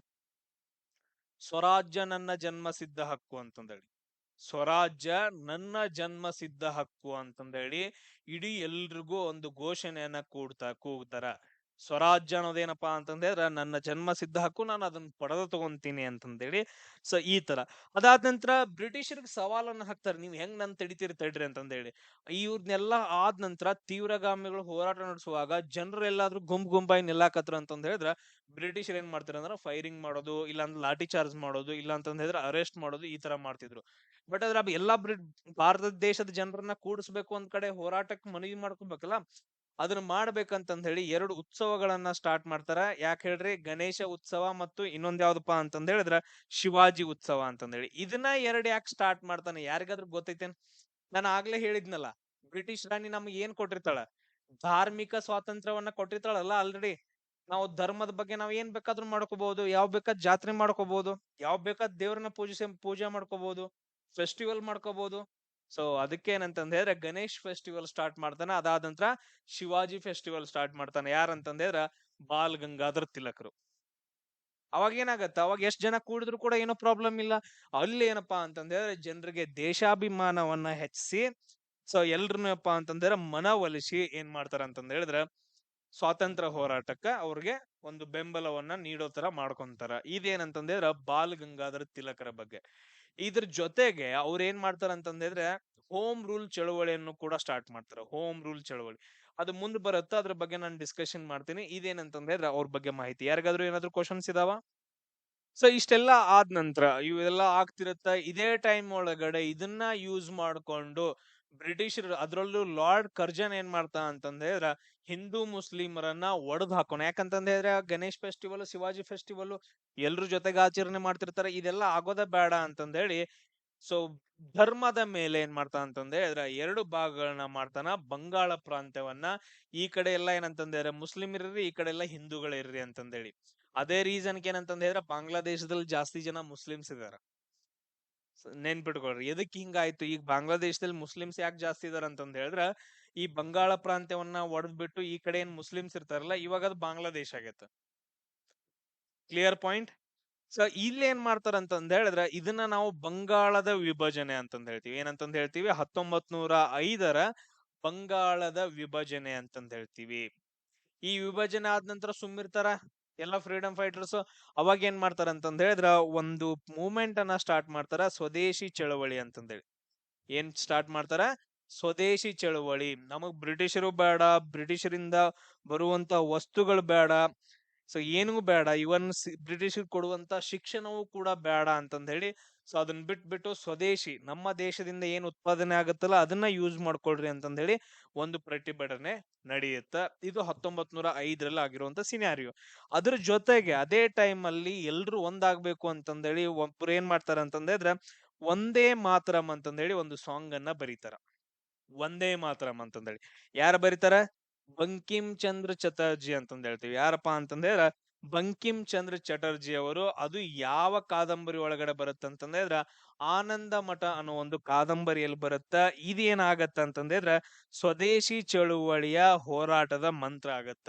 ಸೊ ಒಂದೇ ಮಾತರಂ ಅನ್ನೋ ಒಂದು ಸಾಂಗ್. ಈ ಪಾಯಿಂಟ್ ಅನ್ನ ನೀವೇನಂತಂದ್ರೆ ನೆನ್ಪಿಟ್ಕೋಬೇಕು. ಇಷ್ಟೆಲ್ಲ ಆದ ನಂತರ ಮುಸ್ಲಿಮು ಹಿಂದೂ ಅಂತಂದೇಳಿ ಚೇಂಜ್ ಆಗಿರ್ತೈತೆ. ಹಿಂದೂಗಳಿಗೆಲ್ಲ ಲೀಡರ್ಸ್ ಗಳು ಇರ್ತಾರ. ಅದೇ ಟೈಮ್ಗೆ ಏನಂತಂದ್ರೆ ಮುಸ್ಲಿಮರು ಕೂಡ ಏನಂತಂದ್ರೆ ನಮಗೂ ಕೂಡ ಲೀಡರ್ಸ್ ಬೇಕು, ನಮ್ದು ಒಂದ್ ಸಪರೇಟ್ ಆಗಿ ಆರ್ಗನೈಸೇಷನ್ ಬೇಕು ಅಂತಂದೇಳಿ 1906 ಒಳಗಡೆ ಏನ್ ಮಾಡ್ತಾರ ಅಂತಂದ್ರೆ ಈ ಕಡೆ ಏನ್ ಡಿವೈಡ್ ಆಗಿರುತ್ತಲ್ಲ ಬಾಂಗ್ಲಾ ಕಡೆಗೆ, ಈ ಕಡೆ 1906 ಎಲ್ಲಾ ಮುಸ್ಲಿಮರು ಸೇರ್ಬಿಟ್ಟು ಒಂದು ಆರ್ಗನೈಸೇಷನ್ ಅನ್ನ ಸ್ಟಾರ್ಟ್ ಮಾಡ್ತಾರ. ಅದನ್ನ ನಾವು ಮುಸ್ಲಿಂ ಲೀಗ್ ಅಂತಂದ್ ಕರಿತೀವಿ. ಏನಂತ ಕರಿತೀವಿ? Muslim league. ಅದು ಢಾಕಾ ಒಳಗಡೆ ಅದನ್ನ ಸ್ಥಾಪನೆ ಮಾಡ್ತಾರ 1906 ಒಳಗಡೆ. Clear point? ಇದನ್ನ ಯಾರು ಸ್ಟಾರ್ಟ್ ಮಾಡ್ತಾರ ಅಂತಂದ್ರೆ ನಾವು ಅಲ್ಲಿ ನವಾಬನಾದಂತಹ ಸಲೀಮುಲ್ಲಾ ಅಂತಂದೇಳಿ ನೆನ್ಪಿಟ್ಕೊಳ್ಳಿ. ಇದೊಂದು ಬಂಗಾಳದ ನವಾಬ್ನ ಇರ್ತಾನಲ್ಲ ಸಲೀಮುಲ್ಲಾ, ಅವನ ನೇತೃತ್ವದಲ್ಲಿ ಏನಪ್ಪಾ ಅಂತಂದ ಹೇಳಿದ್ರ ಅಖಿಲ ಭಾರತ ಮುಸ್ಲಿಂ ಲೀಗ್ ಅಥವಾ ಮುಸ್ಲಿಂ ಲೀಗ್ ಏನಂತಂದ್ರೆ ಸ್ಥಾಪನೆ ಆಗ್ತೈತೆ. ಇಷ್ಟೆಲ್ಲಾ ಆದ ನಂತರ ಹಿಂದೂಗಳು ಮತ್ತು ಮುಸ್ಲಿಮರು ಅಂತಂದ ಹೇಳಿ ಒಡೆದು ಈ ತರ ಒಡೆದು ಬಿಟ್ಟು ಆಳ್ವಿಕೆ ನಡೆಸ್ತಿರ್ತಾರ ಬ್ರಿಟಿಷರು. ಇಷ್ಟೆಲ್ಲಾ ಆಗೋದಲ್ದ ನಮ್ಮಲ್ಲೇನೆ ಏನಪ್ಪಾ ಅಂತಂದ್ರೆ ಜಗಳಗಳು ಸ್ಟಾರ್ಟ್ ಆಗ್ತಾವ. ಅದೇ ಏನಂದ್ರ 1907 ಆದಂತಹ ಸೂರತ್ ಒಡಕು ಅಂತಂದ್ ಹೇಳ್ತೀವಿ. ಎದಕ್ಕಾಯ್ತು ಸೂರತ್ ಒಡಕು? ನಿಮ್ಗೆ ನಾನು ಆಲ್ರೆಡಿ ಹೇಳಿದ್ದೇನೆ ಸೂರತ್ ಒಡಕು ಎದಕ್ಕಾಗತ್ತ. ಇದಕ್ಕೆ ಎದಕ್ಕಂತಂದ ಹೇಳಿದ್ರ ಕಾಂಗ್ರೆಸ್ ಅಧಿವೇಶನದ ಅಧ್ಯಕ್ಷರು ಯಾರಾಗ್ಬೇಕು ಅಂತಂದೇಳಿ. ಕಾಂಗ್ರೆಸ್ ಅಧಿವೇಶನದ ಅಧ್ಯಕ್ಷರು ಯಾರಾಗ್ಬೇಕು? ಒಬ್ರು ಏನಂತಂದ್ರೆ ತೀವ್ರಗಾಮಿಗಳು ಏನ್ ಹೇಳ್ತಿರ್ತಾರ ಅವಾಗ ಫುಲ್ ಫೇಮಸ್ ಇರ್ತಾರ, ಬಾಲ್ ಗಂಗಾಧರ್ ತಿಲಕರ್ ಆಗ್ಬೇಕು ಅಂತಂದೇಳಿ. ಮಂದಗಾಮಿಗಳು ಹಂಗಿಲ್ಲ, ನಮ್ಗ ಅವ್ರ ಬೇಡ, ರಾಸ್ ಬಿಹಾರಿ ಘೋಷ್ ಆಗ್ಬೇಕಂತಂದೇಳಿ. ಈ ತರ ಒಬ್ಬರ ನಡುವೆ ಜಗಳ ಆಗ್ಬಿಟ್ಟು ತೀವ್ರಗಾಮಿಗಳು ಏನಂತಂದ್ರೆ ನಮಗ್ ಬೇಡನ ಬೇಡ ಅಂತಂದ ಹೇಳಿ ಜಗಳ ಮಾಡ್ಬಿಟ್ಟು ಏನ್ ಮಾಡ್ತಾರ ಅಂತಂದ್ರೆ ಕಾಂಗ್ರೆಸ್ ಅಧಿವೇಶನವನ್ನ ಬಿಟ್ಟು ಹೋಗ್ತಾರ. ಸೂರತ್ ಅಲ್ಲಿ ನಡೆದಿರುವಂತದ್ದು ಅದನ್ನ ನಾವು ಸೂರತ್ ಒಡಕು ಅಂತಂದ್ ಹೇಳ್ತೀವಿ. ಬಿಟ್ಟು ಹೋದ ನಂತರ ಅವ್ರೇನ್ ಸುಮ್ಮಿರಂಗಿಲ್ಲ ಮಂದಗಾಮಿಗಳು, ನೀವು ಹೋಗ್ರಿ ನಾವಂತೂ ಮಾಡಾರ ಅಂತಂದ್ ಹೇಳಿ ಅವಾಗ ಸೂರತ್ ಅಧಿವೇಶನ ನಡೆಯುತ್ತ. ಆ ಅಧಿವೇಶನದ ಅಧ್ಯಕ್ಷರು ಯಾರಾಗ್ತಾರೆ ಅಂತಂದ್ರೆ ರಾಸ್ ಬಿಹಾರಿ ಘೋಷ್ ರವರಾಗ್ತಾರೆ. ಯಾರಾಗ್ತಾರ ಅಂತಂದ್ರೆ ರಾಸ್ ಬಿಹಾರಿ ಘೋಷ್ ರವರಾಗ್ತಾರೆ. ಪಾಯಿಂಟ್ ಕ್ಲಿಯರ್ ಅಂದ್ರಪ್ಪ ಇಷ್ಟು? ಎಸ್. ಇದಾದ ನಂತರ ನಾವು ಲಾಸ್ಟ್ ಕ್ಲಾಸ್ ಎಲ್ಲ ಡಿಸ್ಕಷನ್ ಮಾಡಿದ್ವಿ. ಏನಂತಂದ್ ಹೇಳಿದ್ವಿ, ಮಿಂಟೋ ಮಾರ್ಲೆ ಆಕ್ಟ್ ಅಂತಂದ್ ಹೇಳಿ ಬರುತ್ತ. ಅದ್ರಲ್ಲಿ ಏನಂತಂದ ಹೇಳಿದ್ರೆ ಪಾಕಿಸ್ತಾನ್ ಅಂದ್ರೆ ಈಗ ಪೂರ್ವ ಪಾಕಿಸ್ತಾನ್ ಅಂತಂದ್ ಹೇಳ್ತೀವಲ್ಲ, ಬಂಗಾಳ ಪ್ರಾಂತ್ಯವನ್ನ ಏನಂತಂದ್ರೆ ಚೇಂಜ್ ಮಾಡಿರ್ತಾರ. ಈ ಪ್ರಾಂತ್ಯದಲ್ಲಿ ಏನಂತಂದ ಹೇಳಿದ್ರೆ ಮುಸ್ಲಿಮರಿಗೆ ಅಷ್ಟೇ ಮತಕ್ಷೇತ್ರಗಳನ್ನ ನಿರ್ಮಾಣ ಮಾಡ್ತಾರ. ಸೊ ಚುನಾವಣೆ ವ್ಯವಸ್ಥೆಯನ್ನ ರೂಪಿಸ್ತಾರ ಅಲ್ಲಿ ಬ್ರಿಟಿಷರು. ಸೊ ಅಂದ್ರೆ ಹಿಂದೂ ಮತ್ತು ಮುಸ್ಲಿಂ ಧರ್ಮದವರಿಗೆ ಬೆಂಕಿ ಹಚ್ಚುನು ಅಂತಂದ್ ಹೇಳಿ ಬ್ರಿಟಿಷರ ಕೆಲಸ ಅದು. ಇಷ್ಟೆಲ್ಲಾ ಆಗ್ತಿರ್ತಾವ. ಅದಾದ ನಂತರ 1911 ಏನಾಗತ್ತ, ದೆಹಲಿ ಅಂದ್ರ ಕೋಲ್ಕತ್ತಾದಿಂದ ದೆಹಲಿಗೆ ಏನಪ್ಪಾ ಅಂತಂದ ಹೇಳಿದ್ರ ಅವ್ರದ್ದು ರಾಜಧಾನಿ ಕೂಡ ಏನಂತಂದ ಹೇಳಿದ್ರೆ ಚೇಂಜ್ ಆಗತ್ತ. ಇಷ್ಟೆಲ್ಲಾ ನಡೀತಾ ಇದ್ರು ಕೂಡ ನಮ್ಮ ಭಾರತ ದೇಶದೊಳಗಡೆ ಬೇರೆ ಬೇರೆ ದೇಶದಲ್ಲಿ ಹೋಗ್ಬಿಟ್ಟು ನೆಲೆಸಿರ್ತಾರಲ್ಲ ನಮ್ಮ ಭಾರತ ದೇಶದವರು, ಬೇರೆ ಬೇರೆ ದೇಶದೊಳಗಡೆ ಅಲ್ಲಿರುವಂತಹ ಒಬ್ರು ಏನಪ್ಪಾ ಅಂತಂದ ಹೇಳಿದ್ರೆ ಒಂದು ಟೀಮ್, ಅದರಲ್ಲೂ ಅಮೆರಿಕಾದ ಸ್ಯಾನ್ ಫ್ರಾನ್ಸಿಸ್ಕೋದಲ್ಲಿ ನೆಲೆಸಿರುವಂತಹ ಪರ್ಸನ್ ಯಾರಂತಂದ್ರೆ ಲಾಲ್ ಹರ್ದಯಾಳ್ ಅಂತಂದ್ ಹೇಳ್ತೀವಿ. ಇವ್ರ ಹೆಸರು ನೆನ್ಪಿಟ್ಕೊಡ್ರಿ, ಬಹಳ ಇಂಪಾರ್ಟೆಂಟ್. ಲಾಲ್ ಹರ್ದಯಾಳ್ ಇವ್ರ ಏನ್ ಮಾಡ್ತಾರಂತಂದ್ ಹೇಳಿದ್ರ ಅಲ್ಲೇ ಕುತ್ಕೊಂಡು ಒಂದು ಪಕ್ಷವನ್ನ ನಿರ್ಮಾಣ ಮಾಡ್ತಾರ. ಅದ್ರ ಹೆಸರು ಏನಂತಂದ ಹೇಳಿದ್ರೆ ಗದರ್ ಪಕ್ಷ ಅಂತಂದ ಹೇಳಿ. ಕ್ವಶನ್ ಅನ್ನ ಬಾಳ್ ಸಾರಿ ಕೇಳಿದಾರ, ಲಾಲ್ ಹರ್ದಯಾರ್ ಮತ್ತು ಗದರ್ ಪಕ್ಷದ ಮೇಲೆ. ಪಕ್ಕ ಹೇಳ್ತೀನಿ, 50 ಶಿಫ್ಟ್ 3 ರಿಂದ 4 ಶಿಫ್ಟ್ ಅಲ್ಲಿ ಇದ್ರ ಮೇಲೆ ಕ್ವಶನ್ ಬಂದೇ ಬರುತ್ತೆ. ಲಾಲ್ ಹರ್ದಯಾಳು ಗದರ್ ಪಕ್ಷ ಅಂತಂದೇಳಿ ನಮ್ಮ ಭಾರತಕ್ಕೆ ಸಪೋರ್ಟ್ ಮಾಡಕ್ ಏನಂತಂದ ಹೇಳಿದ್ರೆ ಅಲ್ಲಿಂದ ಹೋರಾಟ ನಡೆಸ್ತಿರ್ತಾರೆ. ಕ್ಲಿಯರ್ ಏನಪ್ಪ ಪಾಯಿಂಟ್? ಎಸ್. ಇದಾದ ನಂತರ ನೆಕ್ಸ್ಟ್ ಮಹಾತ್ಮ ಗಾಂಧೀಜಿಯವ್ರ ಬಗ್ಗೆ ನಿಮ್ಗೆ ಯಾರಿಗಾದ್ರೂ ಏನಾದ್ರೂ ಗೊತ್ತೈತೇನ? ಸರ್ ಇವರು ಗುಜರಾತಿನ ಪೋರ್ಬಂದರದಲ್ಲಿ ಹುಡ್ತಾರ್ರಿ 1861-69. ಯಾವಾಗ ಹುಡ್ತಾರ? Yes correct. ಮಹಾತ್ಮ ಗಾಂಧೀಜಿ ಅವರು ಗುಜರಾತಿನ ಪೋರ್ಬಂದರದಲ್ಲಿ ಹುಡ್ತಾರ. ಸರ್ ಇವ್ರ ಅಪ್ಪನ ಹೆಸರು ಏನಂತಂದ ಹೇಳಿದ್ರೆ ಕರಮ್ಚಂದ್ ಗಾಂಧಿ ರೀ. ಅವ್ರ ಅವ್ವನ ಹೆಸರು ಪುತ್ಲಿಬಾಯಿ ಅಲ್ಲ. ಎಸ್. ನನ್ಗೆ ಅಷ್ಟೊಂದೆಲ್ಲ ಐಡಿಯಾ ಇಲ್ಲ ಗಾಂಧೀಜಿ ಅವ್ರ ಬಗ್ಗೆ. ಅವ್ರು ಏನ್ ಮಾಡಿದಾರೆ ಅಷ್ಟೇ ಇಂಪಾರ್ಟೆಂಟ್. ಹಾ, very good very good. October 2ನೇ ತಾರೀಕು ಹುಡ್ತಾರ್ರಿ ಅವ್ರಿಗೆ, ನಮ್ಗೆ ಗೊತ್ತೇ ಇಲ್ಲ ನೋಡು. ನಮ್ಮ ಮನ್ಯಾಗ ಇರುವಂತ ಅಜ್ಜಾಗ್ ಸಕಟ್ ಗೊತ್ತೈತಿ ಅವ್ ಅಕ್ಟೋಬರ್ 2ನೇ ತಾರೀಕು ಹುಟ್ಟಿದ ಅಂತಂದೇಳಿ. ಯಾಕಂತಂದ್ ಹೇಳಿದ್ರೆ ಅಕ್ಟೋಬರ್ 2ನೇ ತಾರೀಕು ವೈನ್ ಶಾಪ್ಗಳೆಲ್ಲ ಸ್ಟಾಪ್ ಬಂದ್ ಆಗಿರ್ತಾವ. ಅದನ್ನ ಬಾಳ್ ಕಡೆ ಬೈತಿರ್ತಾರ. ಎಲ್ಲ ಡ್ರಿಂಕ್ಸ್ ಅಂಗಡಿಗಳೆಲ್ಲ ಕ್ಲೋಸ್ ಇರ್ತಾವ. ಅವ್ನು ಇವಾಗ ಯಾಕೆ ಹುಟ್ಟಿದ ಅಂತಂದೇಳಿ ಅಕ್ಟೋಬರ್ 2ನೇ ತಾರೀಕು. ಬಟ್ ಅದ್ರ ನಮಗೆ ಇಂಪಾರ್ಟೆಂಟ್. ಸೊ ಇನ್ ಬಿಡ್ರಿ, ನಮಗೆ ಇಂಪಾರ್ಟೆಂಟ್. ಸೊ ಇವರು ಹುಟ್ಟಿದ ಹಬ್ಬವನ್ನ ಇಂಟರ್ನ್ಯಾಷನಲ್ ಪೀಸ್ ಡೇ ಅಂತಂದ್ ಹೇಳಿ ಆಚರಣೆ ಮಾಡ್ತಾರ. ಇಂಟರ್ನ್ಯಾಷನಲ್ ಪೀಸ್ ಡೇ ಅಂದ್ರ ಅಂತಾರಾಷ್ಟ್ರೀಯ ಶಾಂತಿಯ ದಿನ ಅಂತಂದ್ ಹೇಳಿ, ಅಂತಾರಾಷ್ಟ್ರೀಯ ಶಾಂತಿಯ ದಿನ ಅಂತಂದ್ ಹೇಳಿ ಆಚರಣೆ ಮಾಡ್ತಾರೆ. ಯಾವಾಗ? ಅಕ್ಟೋಬರ್ 2. ಇದನ್ನ ನೆನ್ಪಿಟ್ಕೋಬೇಕು, ಕ್ವಶನ್ ನ ಕೇಳಿದಾರ. ಆಮೇಲೆ ಗಾಂಧೀಜಿ ಅವರು ಬಡವ್ರು ಇರ್ತಾರ, ತುಂಬಾ ರಿಚ್ ಇರ್ತಾರ. ಗಾಂಧೀಜಿ ಅವರು ತುಂಬಾ ರಿಚ್ ಇರ್ತಾರ, ಬಾಳ ಅಂದ್ರ ಬಾಳ ರಿಚ್ ಇರ್ತಾರ. ಆ ಟೈಮಲ್ಲಿ ವಕೀಲ್ಕೆ ಅಂದ್ರ ಸೊ LLB ಅನ್ನ ಮುಗಿಸಿರ್ತಾರ. LLB ಅನ್ನ ಮುಗಿಸಿ ನಮ್ಮ ದೇಶದೊಳಗಡೆ ಕೆಲಸ ಮಾಡೋದಲ್ದ, ನಮ್ ದೇಶದಾಗ ಕೆಲಸ ಮಾಡೋದಿಲ್ಲ ಅವ್ರು. ಅವ್ರ ಏನಂತಂದ ಹೇಳಿದ್ರೆ ಎಲ್ಲಿ ಹೋಗಿರ್ತಾರ? ಸೌತ್ ಆಫ್ರಿಕಾಕ್ ಹೋಗಿರ್ತಾರ ಕೆಲಸ ಮಾಡಕ್. ನಮ್ ದೇಶದಾಗ ಬೇಡ, ಸೌತ್ ಆಫ್ರಿಕಾದಾಗ ಹೋಗಿ ಕೆಲಸ ಮಾಡ್ತಿರ್ತಾರ. ಅಷ್ಟೊಂದು ರಿಚ್ ಇರ್ತಾರ ಅವ್ರು. ಅಲ್ಲಿ ಏನಂತಂದ ಹೇಳಿದ್ರೆ ಅವ್ರಿಗೆ ಒಂದ್ ಅನುಭವ ಆಗತ್ತ. ಒಂದು ಟ್ರೈನ್ ಅಲ್ಲಿ ಹೋಗುವಾಗ ಇವ್ರದ್ದು ನಮ್ ಕಲರ್ ನಮ್ಗ್ ಗೊತ್ತೈತ್ಲ, ನಾವು ಬಾಳ್ ಬೆಳಗಿರ್ತೇವೆ ಇಲ್ಲಿ. ಸೊ ಫಾರಿನ್ ದವ್ರ ಏನಂತಂದ ಹೇಳಿದ್ರೆ ಬಾಳ ಅಂದ್ರ ಬಾಳ ಬೆಳಗಿರ್ತಾರ. ನಾವೆಲ್ಲ ಅವ್ರ ಮುಂದ್ ಕಂಪೇರ್ ಮಾಡಿದ್ರೆ ನಾವು ಕರ್ಗಿರ್ತೀವಿ. ಕರಿಯರು ಮತ್ತು ಬಿಳಿಯರು ಅನ್ನೋ ಒಂದು ಭೇದ ಭಾವವನ್ನ ತೋರಿಸ್ತಾರ. ಅದಕ್ ಹರ್ಟ್ ಆಗ್ಬಿಟ್ಟು ಮಹಾತ್ಮ ಗಾಂಧೀಜಿ ಅವ್ರ ಏನ್ ಮಾಡ್ತಾರ ಅಂದ್ರ ಸೌತ್ ಆಫ್ರಿಕಾದಿಂದ ಭಾರತಕ್ಕೆ ರಿಟರ್ನ್ ಬರ್ತಾರ 1915 ಜನವರಿ 9ನೇ ತಾರೀಕು. ಇಲ್ಲಿ ಬಂದ್ ಏನ್ ಮಾಡ್ತಾರ ಅಂತಂದ ಹೇಳಿದ್ರೆ ಇಲ್ಲಿಯ ಪರಿಸ್ಥಿತಿಯನ್ನ ನೋಡಿ ಆಮೇಲೆ ಏನ್ ಮಾಡ್ತಾರಂದ್ರ ಅವ್ರದ್ದು ಮನಸ್ಸೆಲ್ಲ ಚೇಂಜ್ ಆಗಿ ಚಳುವಳಿಗಳನ್ನ ಮಾಡಕ್ ಸ್ಟಾರ್ಟ್ ಮಾಡ್ತಾರ. ಸೊ 1915 ಮಹಾತ್ಮ ಗಾಂಧೀಜಿ ತುಂಬಾ ಡಿಫ್ರೆಂಟ್ ಪರ್ಸನ್ ಅವ್ರ. ಅವಾಗ ಇರುವಂತ ನನಗೆ ಎರಡು ಮುಖ ಅದಾವ ಅಂತಂದ್ ಹೇಳ್ತೀವಲ್ಲ, 1915 ಹಿಂದ ಇರುವಂತ ಗಾಂಧೀಜಿ ಅವ್ರ ಮುಖನ ಬೇರೆ, 1915 ಆದ ನಂತರ ಗಾಂಧೀಜಿ ಅವ್ರ ಮುಖನ ಬೇರೆ. ಕ್ಲಿಯರ್? ಕರೆಕ್ಟ್ ಆಗಿ ನೆನ್ಪಿಡ್ಕೋಬೇಕು ಗಾಂಧೀಜಿ ಬಗ್ಗೆ. ಸೊ ಈ ಗಾಂಧೀಜಿ ಅವ್ರ ಏನ್ ಜನವರಿ 9ನೇ ತಾರೀಕು ಬರ್ತಾರಲ್ಲ ರಿಟರ್ನ್, ಅದನ್ನ ನಮ್ ನರೇಂದ್ರ ಮೋದಿ ಅವ್ರ ಏನ್ ಮಾಡ್ತಿದಾರ ಅಂತಂದ್ ಹೇಳಿದ್ರೆ ಭಾರತೀಯ ಪ್ರವಾಸ ದಿನ ಅಂತಂದೇಳಿ ಆಚರಣೆ ಮಾಡ್ತಿದಾರೆ ಜನವರಿ 9. ಪ್ರತಿ ವರ್ಷ ಜನವರಿ 9 ಏನಂತಂದ ಹೇಳಿದ್ರೆ ಭಾರತೀಯ ಪ್ರವಾಸ ದಿನ ಅಂತಂದೇಳಿ ಆಚರಣೆ ಮಾಡ್ತಾರೆ. ಈ ಪಾಯಿಂಟ್ ಗಳನ್ನೇನಪ್ಪಾ ಅಂತಂದ ಹೇಳಿದ್ರೆ ನಮಗ ಕ್ವಶನ್ಸ್ ಗಳು ಬರ್ತಾವ. ಅರ್ಥ ಆಯ್ತೇನ್ರ? Any questions? ಇಷ್ಟೆಲ್ಲ ಆದ ನಂತರ ನೆಕ್ಸ್ಟ್ ಏನಾಗತ್ತ, ಅವ್ರು ಬರ್ತಾರ ರಿಟರ್ನ್. ಬಟ್ ಆದ್ರೆ ಇಲ್ಲಿ ಇರುವಂತ ಬಾಲ್ ಗಂಗಾಧರ್ ತಿಲಕರೆಲ್ಲ ಸ್ಟಾರ್ಟ್ ಮಾಡಿರ್ತಾರಲ್ಲ ಚಳುವಳಿಗಳನ್ನ. 1916 ಒಳಗಡೆ ಯಾರ್ಯಾರು ಸೇರ್ಕೊಂಡು, ಒಬ್ರು ಯಾರಂತಂದ ಹೇಳಿದ್ರೆ ಆನಿ ಬೆಸೆಂಟ್, ಅದಾದ ನಂತರ ಇನ್ನೊಬ್ರು ಯಾರಪ್ಪ ಅಂತಂದ್ರ ಬಾಲ್ ಗಂಗಾಧರ ತಿಲಕರು. ಇವ್ರಿಬ್ರು ಸೇರ್ಕೊಂಡು ಆನಿ ಬೆಸೆಂಟ್ ಅದಾದ ನಂತರ ಬಾಲ್ ಗಂಗಾಧರ ತಿಲಕರು ಸೇರ್ಬಿಟ್ಟು ಹೋಮ್ ರೂಲ್ ಚಳುವಳಿಯನ್ನ ಸ್ಟಾರ್ಟ್ ಮಾಡ್ತಾರ. ಏನಿದು ಹೋಮ್ ರೂಲ್ ಚಳುವಳಿ? ಎಲ್ರಿಗೂ ಗೊತ್ತೈತೆ, ಓದಿರ್ತೀರಿ. ಹೋಮ್ ರೂಲ್ ಚಳುವಳಿ ಅಂದ್ರೆ ಏನ?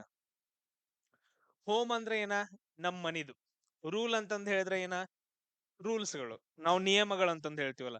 ನಾವ್ ಏನ ಮಾಡಿದ್ರು ಕೂಡ ನಮ್ಮ ಭಾರತ ದೇಶದವರು ನಮ್ ರೂಲ್ಸ್ಗಳು ನಾವ ಇರ್ತೀವಿ, ನಾವ ರಾಜರಾಗ್ತೀವಿ, ನಾವ ಪ್ರಧಾನ ಮಂತ್ರಿ, ನಾವ ಎಲ್ಲ CM ಗವರ್ನರ್ ನಾವ ಎಲ್ಲ ಹಾಕೋತೀವಿ. ನಮ್ ರೂಲ್ಸ್ಗಳು ನಮ್ಗಿರ್ತಾವ, ನೀವು ಬ್ರಿಟಿಷರ್ ಬಿಟ್ಟು ಹೋಗ್ಬೇಕು ಅಂತಂದ್ ಹೇಳಿ.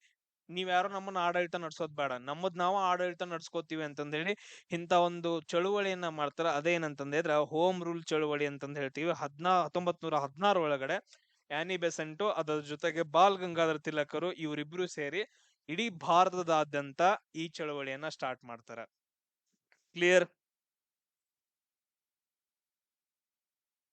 ಇದ್ರ ಜೊತೆಗೆ 1916 ಒಳಗಡೆ ಇನ್ನೊಂದೇನ್ ನಡೆಯುತ್ತ? ಲಕ್ನೋ ಅಧಿವೇಶನ ನಡೆಯುತ್ತ. So INC Indian National Congress ಇರುತ್ತಲ್ಲ, ಸೊ ಇವ್ರ ಏನ್ ಮಾಡ್ತಾರ ಅಂತಂದ್ರೆ ಲಕ್ನೋ ಅಧಿವೇಶನವನ್ನ ಮಾಡ್ತಾರ. ಈ ಲಕ್ನೋ ಅಧಿವೇಶನದೊಳಗಡೆ ಯಾರ್ಯಾರನ್ನ? ತೀವ್ರಗಾಮಿಗಳನ್ನ, ಅದಾದ ನಂತರ ನೆಕ್ಸ್ಟ್ ಏನಪ್ಪಾ ಅಂತಂದ್ರೆ ಮುಸ್ಲಿಂ ಲೀಗ್ ಅನ್ನ, ಅದ್ರ ಜೊತೆಗೆ ಇನ್ನೊಬ್ರು ಯಾರು ಇರ್ತಾರ? ಮಂದಗಾಮಿಗಳನ್ನ. ಇವ್ರನ್ನೆಲ್ಲ ಏನಪ್ಪಾ ಅಂತಂದ್ರೆ ಒಂದು ಗೂಡಿಸುವ ಕೆಲಸವನ್ನ, ಯಾಕಂದ್ರೆ ಡಿಫ್ರೆಂಟ್ ಆಗಿರ್ತಾರ. ಇವ್ರನ್ನು ಕೂಡ ಕರೀತಾರ, ತೀವ್ರಗಾಮಿಗಳನ್ನ ಕೂಡ ಕರೀತಾರ, ಮುಸ್ಲಿಂ ಲೀಗ್ ಅನ್ನು ಕರೀತಾರ. ನೀವು 3 ಜನ ಏನಪ್ಪಾ ಅಂತಂದ್ರೆ ಒಟ್ಟಿಗೆ ಕೂಡಿ ಕೆಲಸ ಮಾಡಿದ್ರ, ಹೋರಾಟ ಮಾಡಿದ್ರ ಅಷ್ಟೇ ಏನಂತಂದ್ರೆ ನಮ್ಮ ಭಾರತ ದೇಶಕ್ಕೆ ಸ್ವತಂತ್ರ ಸಿಗತ್ತ. ಇಲ್ಲ ಅಂತಂದ್ರೆ ಸಿಗಂಗಿಲ್ಲ ಅಂತಂದೇಳಿ ಇಂಡಿಯನ್ ನ್ಯಾಷನಲ್ ಕಾಂಗ್ರೆಸ್ ಏನ್ ಮಾಡತ್ತಂತಂದ್ರೆ ಇವ್ರ ಮೂರನ್ನು ಸೇರಿಸ್ಬಿಟ್ಟು ಒಂದು ಒಪ್ಪಂದವನ್ನ ಮಾಡತ್ತ. ಅದನ್ನ ನಾವ್ ಏನಂತ ಕರಿತೀವಿ ಅಂತಂದ್ರೆ 1916 ಲಕ್ನೋ ಒಪ್ಪಂದ ಅಂತಂದ ಹೇಳ್ತೀವಿ. ಕ್ಲಿಯರ್? Any questions? ಸೊ ಯಾವ್ದಾದ್ರು ಪಾಯಿಂಟ್ಸ್ ಗಳನ್ನ ಬಿಟ್ಟಿದೆ. ಇದಾದ ನಂತರ ನೆಕ್ಸ್ಟ್ ಏನಾಗತ್ತ ಅಂತಂದ್ ಹೇಳಿದ್ರೆ 1917 1917 ಈ ಬಿಹಾರದೊಳಗಡೆ ಏನ್ ಮಾಡ್ತಾರ ಅಂತಂದ್ರೆ ಒಂದು ನೀಲಿ ಬೆಳೆಯನ್ನ ಬೆಳಿತಿರ್ತಾರ. ಅದನ್ನ ಹೆಸರು ಏನಂತಂದ್ರೆ ಇಂಡಿಗೋ ಅಂತಂದ್ ಹೇಳ್ತೀವಿ. ಈ ಇಂಡಿಗೋ ಅಂತಂದ್ ಹೇಳಿದ್ರೆ ಅದೊಂಥರ ಡ್ರಗ್ಸ್ ಇದ್ದಂಗ. ಅದೊಂದೇನಂತಂದ್ರೆ ಡ್ರಗ್ಸ್ ಇದ್ದಂಗ. ಇಲ್ಲಿ ಬೆಳೆದ್ ಬಿಟ್ಟು ಬೇರೆ ಬೇರೆ ದೇಶಗಳಿಗೆ ರಫ್ತು ಮಾಡ್ತಾ ಇರ್ತಾರ ಬ್ರಿಟಿಷರು. ಆಕ್ಚುಲಿ ಅದನ್ನ ಬೆಳಿಬಾರ್ದು ಅಂತಂದ್ ಹೇಳಿ ಅಲ್ಲಿರುವಂತ ರೈತರು ಏನ್ ಮಾಡ್ತಿರತ್ತಾರ ಅಂತಂದ್ರೆ ಬೆಳೆಯಂಗಿಲ್ಲ. ಬಟ್ ಅದ್ರ ಭೂ ಮಾಲೀಕರು ಯಾರಾಗಿರ್ತಾರ ಅಂತಂದ್ ಹೇಳಿದ್ರ ಬ್ರಿಟಿಷ್ ಅಧಿಕಾರಿಗಳಾಗಿರ್ತಾರ. ನೀವು ಬೆಳೆಬೇಕು ಅಂತಂದೇಳಿ ಅಲ್ಲಿರುವ ರೈತರನ್ನ ಏನ್ ಮಾಡ್ತಾರ ಅಂತಂದ್ರೆ ತುಂಬಾ ಹಿಂಸೆಯನ್ನ ಮಾಡ್ತಿರ್ತಾರ. ಈ ಹಿಂಸೆಯನ್ನ ನೋಡ್ಬಿಟ್ಟು ಅಂತಂದ್ರೆ ಅಲ್ಲಿರುವಂತ ಭೂ ಮಾಲೀಕರು ಆಮೇಲೆ ಕೆಲವೊಂದು ಬ್ರಿಟಿಷ್ ಅಂದ್ರ ಭಾರತೀಯ ಏನ್ ಮಾಡ್ತಾರ ಅಂತಂದ್ರೆ ಒಂದು ಚಳುವಳಿಯನ್ನ ಸ್ಟಾರ್ಟ್ ಮಾಡ್ತಾರ ಬ್ರಿಟಿಷರ ವಿರುದ್ಧವಾಗಿ. ಈ ಚಳುವಳಿಯನ್ನ ಮಾಡ್ತಿದಾರ ಅಂತಂದ ಹೇಳಿ ಯಾರಿಗ್ ಗೊತ್ತಾಗತ್ತ? ಮಹಾತ್ಮ ಗಾಂಧೀಜಿಯವ್ರಿಗೆ ಗೊತ್ತಾಗತ್ತ. 1917 ಇವ್ರು ಹೋಗಿ ಏನಂತಂದ್ರೆ ಅದ್ರದ್ದು ಲೀಡರ್ಶಿಪ್ ಅನ್ನ ತಗೊಂಡು ಸೊ ಅಲ್ಲೊಂದು ದೊಡ್ಡ ಮಹಾನ್ ಚಳುವಳಿಯನ್ನ ಸ್ಟಾರ್ಟ್ ಮಾಡ್ತಾರ ರೈತರ ಕಷ್ಟಗಳನ್ನ ಬೆಂಬಲ ಮಾಡೋಕೆ. ಅದ ಏನಪ್ಪಾ ಅಂತಂದ್ರೆ 1ನೇ ಸತ್ಯಾಗ್ರಹ ಅಂತಂದ್ ಹೇಳ್ತೀವಿ. ಅದ್ರ ಹೆಸರು ಏನಂತಂದ್ರೆ ಚಂಪಾರಣ್ಯ ಸತ್ಯಾಗ್ರಹ ಅಂತಂದ್ ಹೇಳಿ. ಯಾವ ಸತ್ಯಾಗ್ರಹ? ಚಂಪಾರಣ್ಯ ಸತ್ಯಾಗ್ರಹ. ಬಿಹಾರದ ಚಂಪಾರಣ್ಯ ಒಂದು ಪ್ರದೇಶದೊಳಗಡೆ. 1ನೇದು 1917 Champaranya satyagraha. Clear point? Yes. ಎದಕ್ಕಾಯ್ತಂತ ಗೊತ್ತಾಯ್ತಲ್ಲ. ಮೇನ್ ನಮ್ಗೆ ಏನಂತಂದ್ರೆ ಎದ್ರ ಸಂಬಂಧ ಏನಾಯ್ತು ಅಂತಂದ್ರೆ ನೆಕ್ಸ್ಟ್ ಬರುತ್ತ ಯಾವ್ದಪ್ಪಾ ಅಂತಂದ್ರೆ 1918 ಕೇಡಾ ಸತ್ಯಾಗ್ರಹ ಅಂತಂದ ಹೇಳಿ ಬರುತ್ತೆ. ಯಾವ್ದು ಬರುತ್ತ? ಕೇಡಾ ಸತ್ಯಾಗ್ರಹ. ಏನಿದು ಕೇಡಾ ಸತ್ಯಾಗ್ರಹ? ಇದು ಎಲ್ಲಿ ನಡೆಯತ್ತ ಅಂತಂದ ಹೇಳಿದ್ರೆ ಗುಜರಾತ್ ಒಳಗಡೆ. ಈ ಗುಜರಾತ್ ಒಳಗಡೆ ಏನಪ್ಪಾ ಅಂತಂದ ಹೇಳಿದ್ರ ಆಲ್ರೆಡಿ ತುಂಬಾ ಮಳೆ ಆಗುಲ್ದಿರಲ್ಲ ಅಂತಲೇ ಮಳೆ ಆಗಂಗಿಲ್ಲ. ಭೀಕರವಾಗಿ ಏನಂತಂದ ಹೇಳಿದ್ರೆ ಕ್ಷಾಮ ಬೀಳುತ್ತೆ. ಕ್ಷಾಮ ಅಂತಂದ ಹೇಳಿದ್ರೆ ಒಂಥರ ಬರಗಾಲ ಬೀಳುತ್ತ. ಬರಗಾಲ ಬಿದ್ದ ಏನಂತಂದ ಹೇಳಿದ್ರೆ ಬೆಳಿ ಎಲ್ಲಾ ನಾಶ ಆಗಿರುತ್ತ. ಅಲ್ಲಿ ಏನಂತಂದ ಹೇಳಿದ್ರೆ ಟ್ಯಾಕ್ಸ್ ಕೊಡಕ್ ಆಗಿರಂಗಿಲ್ಲ. ಬಟ್ ಅದ್ರ ಬ್ರಿಟಿಷ್ ಅಧಿಕಾರಿಗಳು ಏನ್ ಮಾಡ್ತಾರ? ನೀವು ನಮಗ್ ಟ್ಯಾಕ್ಸ್ ಕೊಡಬೇಕು, ಇಲ್ಲ ಅಂತಂದ್ರೆ ಏನ್ ಬೇಕಾದ್ರೂ ಮಾಡ್ಕೋರಿ, ನೀವು ನಮ್ಗೇನು ಬೇಕಾಗಿಲ್ಲ, ಕಂಪ್ಲೀಟ್ ಟ್ಯಾಕ್ಸ್ ಅಮೌಂಟ್ ಅನ್ನ ಕೊಡ್ಬೇಕು, ಹಾಫ್ ಗಿಪ್ ಎಲ್ಲ ಕೊಡಂಗಿಲ್ಲ ಅಂತ ಹೇಳಿ ಬ್ರಿಟಿಷ್ ಅಧಿಕಾರಿಗಳು ಅಲ್ಲಿರುವ ರೈತರನ್ನ ಏನಪ್ಪಾ ಅಂತಂದ್ರೆ ತುಂಬಾ ಹಿಂಸೆಯನ್ನ ಮಾಡ್ತಿರ್ತಾರೆ. ಇದನ್ನ ಕಂಡು ಏನಂತಂದ್ರೆ ಅಲ್ಲಿರುವಂತ ಒಂದು ಹುಡುಗರ ಗ್ರೂಪ್ ಸೊ ಕೆಲವೊಂದು ದೊಡ್ಡ ದೊಡ್ಡ ಜನರದ್ದು ಏನಪ್ಪಾ ಅಂತಂದ್ರೆ ಹೆಲ್ಪ್ ಅನ್ನ ತಗೊಂಡು, ಹಿರಿಯರ ಹೆಲ್ಪ್ ಅನ್ನ ತಗೊಂಡು ಒಂದು ಚಳುವಳಿಯನ್ನ ಸ್ಟಾರ್ಟ್ ಮಾಡಿರ್ತಾರ. ಆ ಚಳುವಳಿಯ ನಾಯಕರು ಯಾರಾಗಿರ್ತಾರ ಅಂತಂದ್ರೆ ಅಲ್ಲಿ ಸರ್ದಾರ್ ವಲ್ಲಭಾಯಿ ಪಟೇಲ್ ರಾಗಿರ್ತಾರೆ. ಯಾರಾಗಿರ್ತಾರ ಅಂತಂದ್ರೆ ಸರ್ದಾರ್ ವಲ್ಲಭಾಯಿ ಪಟೇಲ್ ರವರು ಆ ಗುಂಪಿನ ಆ ಚಳುವಳಿಯ ಲೀಡರ್ ಆಗಿರ್ತಾರೆ. ಅವ್ರ ಏನಂತಂದ್ರೆ ನಡೆಸ್ತಿರ್ತಾರ. ಆಲ್ರೆಡಿ ನಮ್ ಹೀರೋ ಏನಪ್ಪಾ ಅಂತಂದ ಹೇಳಿ ಚಂಪಾರಣ ಸತ್ಯಾಗ್ರಹ ಮಾಡಿ ಬ್ರಿಟಿಷರನ್ನ ಸೋಲಿಸ್ಬಿಟ್ಟು ಅಲ್ಲಿ ಸಕ್ಸಸ್ ಕಂಡಿರ್ತಾನ. ಇದನ್ನ ಕಂಡ್ಬಿಟ್ಟು ನಾನು ಅಲ್ಲಿ ಹೋಗೋಣ ಅಂತಂತ ಹೇಳ್ಬಿಟ್ಟು ಮತ್ತೇನ್ ಮಾಡ್ತಾರ ನಮ್ ಹೀರೋ ಯಾರಿಲ್ಲಿ? ಈಗೇನ್ ನಾವು ಡಿಸ್ಕಷನ್ ಮಾಡ್ತವಲ್ಲ, ಇದಕ್ಕೆಲ್ಲದಕ್ಕೂ ನಮ್ ಹೀರೋ ಯಾರಂತಂದ ಹೇಳಿದ್ರೆ Mahatma Gandhiji. He is super man. ಈಗ ನಮ್ಮ ಇಂಡಿಯಾದ ಸೂಪರ್ ಮ್ಯಾನ್. ಈಗೇನಂತಂದ ಹೇಳಿದ್ರೆ ಸಡನ್ ಆಗಿ ಏನಪ್ಪಾ ಅಂತಂದ ಹೇಳಿದ್ರೆ ಎಲ್ಲಿ ಹೋಗ್ತಾರ? ಗುಜರಾತ್ ಹೋಗ್ತಾರ. ಗುಜರಾತ್ ಹೋಗ್ಬಿಟ್ಟು ಅಲ್ಲಿ ಸಣ್ಣ ಸಣ್ಣ ಹುಡುಗರೆಲ್ಲ ನಡ್ಸಿರ್ತಾರ. ಕುಂಡ್ರ ನಾ ಬನ್ನಿ ಅಂತಂದ ಹೇಳ್ಬಿಟ್ಟು ಏನ್ ಮಾಡ್ತಾರ? ಅಲ್ಲಿ ಆ ಚಳುವಳಿಯ ಅಧ್ಯಕ್ಷತೆಯನ್ನ ವಹಿಸ್ಕೊಂಡು ಅಲ್ಲಿ ಚಳುವಳಿಯನ್ನ ಮಾಡ್ತಾರ. ಇವ್ ಬ್ರಿಟಿಷ್ ಅನ್ಕೊಂಡಿರ್ತಾರ ಇವ್ ಏನೋ ಮಾರಾಯ ನಮ್ ದೇಶ ತಿಳಿ ತಿನ್ನಕತ್ತೀವ ಅಂತಂದೇಳಿ. ಅವ್ರಿಗೂ ಸಾಕಾಗಿರತ್ತ. ಇನ್ನೇನ್ ಮಾಡಕ್ಕಾಗತ್ತ? ಅವ್ನ್ ಬಿಡುದಿಲ್ಲ.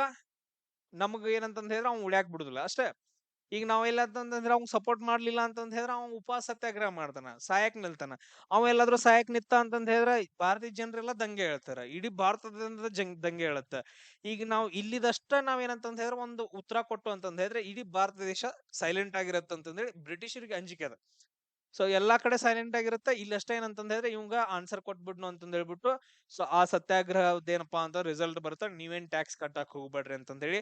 ಅದ ಯಾವ ಸತ್ಯಾಗ್ರಹ ಅಂತಂದ್ರೆ ಕೇಡಾ ಸತ್ಯಾಗ್ರಹ ಅಂತಂದ ಹೇಳ್ತೀವಿ. ಈ ಸತ್ಯಾಗ್ರಹದಲ್ಲಿ ಸರ್ದಾರ್ ವಲ್ಲಭಾಯಿ ಪಟೇಲ್ ರವ್ರ ಏನಂತಂದ ಹೇಳಿದ್ರ ನಾಯಕರಾಗಿ ಹೊರಹೊಮ್ತಾರ. ಈ ಪಾಯಿಂಟ್ ಏನಂದ್ರ ನಮಗ ಎಕ್ಸಾಮ್ ಒಳಗಡೆ ಬರುತ್ತ. ಗೊತ್ತಾಯ್ತಾ ಕೇಡಾ ಸತ್ಯಾಗ್ರಹದ ಬಗ್ಗೆ? ಇನ್ನೇನ್ ಅಲ್ಲೇ ಹೋಗಿರ್ತಾರಲ್ಲ, ಅಲ್ಲಿ ನಿಂತ್ಕೊಂಡೇನಪ್ಪಾ ಅಂತಂದ್ರೆ ಚಳವಳಿಗೆಯನ್ನ ಮಾಡಿರ್ತಿರ್ತಾರ. ಇದನ್ ಕಂಡು ಬಿಟ್ಟೇನಪ್ಪಾ ಅಂತಂದ್ರೆ ಗುಜರಾತಿನ ಅಹಮದಾಬಾದ್ ಒಳಗಡೆ ಏನಂತಂದ್ರೆ ಮಿಲ್ಗಳಿರ್ತಾವಲ್ಲ, ಅಂದ್ರ ಆ ಟೈಮ್ ಒಳಗಡೆ ಹತ್ತಿದು ರಫ್ತು ಬಾಳ ಆಗ್ತಿರತ್ತ. ಸೊ ಹತ್ತಿಯನ್ನ ಏನಪ್ಪಾ ಅಂತಂದ್ರೆ ಮಿಲ್ಗಳಲ್ಲಿ ಹಾಕ್ಬಿಟ್ಟು ದಾರಗಳನ್ನ ರೆಡಿ ಮಾಡಿ ಡ್ರೆಸ್ ಗಳನ್ನ ಬಟ್ಟೆಗಳನ್ನ ರೆಡಿ ಮಾಡ್ಕೊಂಡು ಯುರೋಪ್ಗೆಲ್ಲ ಕಳಿಸ್ತಿರ್ತಾರ. ಸೊ ಅಲ್ಲಿರುವಂತ ಎಲ್ಲಾ ಮಾಲೀಕರು ಯಾರಂತಂದ ಹೇಳಿದ್ರೆ ಬ್ರಿಟಿಷರಾಗಿರ್ತಾರ. ಸೊ ಅವ್ರಿಗೆ ಏನಂತಂದ ಹೇಳಿದ್ರೆ 10 ರಿಂದ 12 ಅವರ್ವರೆಗೂ ಏನಂತಂದ ಹೇಳಿದ್ರೆ ಕೆಲಸ ಮಾಡ್ಬೇಕು. ಶನಿವಾರ ರವಿವಾರನು ಕೆಲಸ ಮಾಡ್ಬೇಕಾಗಿರುತ್ತೆ, ರಜೆಗಳಿರಂಗಿಲ್ಲ. ಅದಾದ ನಂತರ ಇನ್ಕ್ರಿಮೆಂಟ್ ಅನ್ನೋದು ಇರಂಗಿಲ್ಲ, ಜಾಸ್ತಿ ಸ್ಯಾಲ್ರಿ ಅನ್ನೋದು ಇರಂಗಿಲ್ಲ. ಇದನ್ನೆಲ್ಲ ಕಂಡು ಏನಂತಂದ ಹೇಳಿದ್ರೆ ಅಲ್ಲಿರುವಂತಹ ಹತ್ತಿ ಗಿರಣಿ ಕಾರ್ಮಿಕರೆಲ್ಲರೂ ಸೇರಿ ಏನಂತಂದ ಹೇಳಿದ್ರೆ ಸೊ ಅವರು ಕಾರ್ಖಾನೆ ವಿರುದ್ಧ ಏನ್ ಮಾಡ್ತಿರ್ತಾರಪ್ಪ ಅಂತಂದ ಹೇಳಿದ್ರೆ ಚಳುವಳಿಯನ್ನ ಮಾಡ್ತಿರ್ತಾರ. ಅದು ಒಂದಿರಂಗಿಲ್ಲ, ಎರಡಿರಂಗಿಲ್ಲ, ಬೋನಸ್ ಬೇಕಂತಂದ ಹೇಳಿ ಹಲವಾರು ಹತ್ತಿ ಗಿರಣಿಗಳಿರ್ತಾವ. ಅದೊಂದ್ ಏನಂತಂದ ಹೇಳಿದ್ರೆ ದೊಡ್ಡ ಏನಪ್ಪಾ ಅಂತಂದ್ರೆ ಚಳುವಳಿ ನಡೀತಿರುತ್ತ. ಸೊ ಅಲ್ಲೇ ಇರ್ತಾನಲ್ಲ ಯಾರಂತಂದ್ ನಮ್ ಹೀರೋ ಅಲ್ಲೇ ಇರ್ತಾನ ಗುಜರಾತ್ ಒಳಗಡೆ.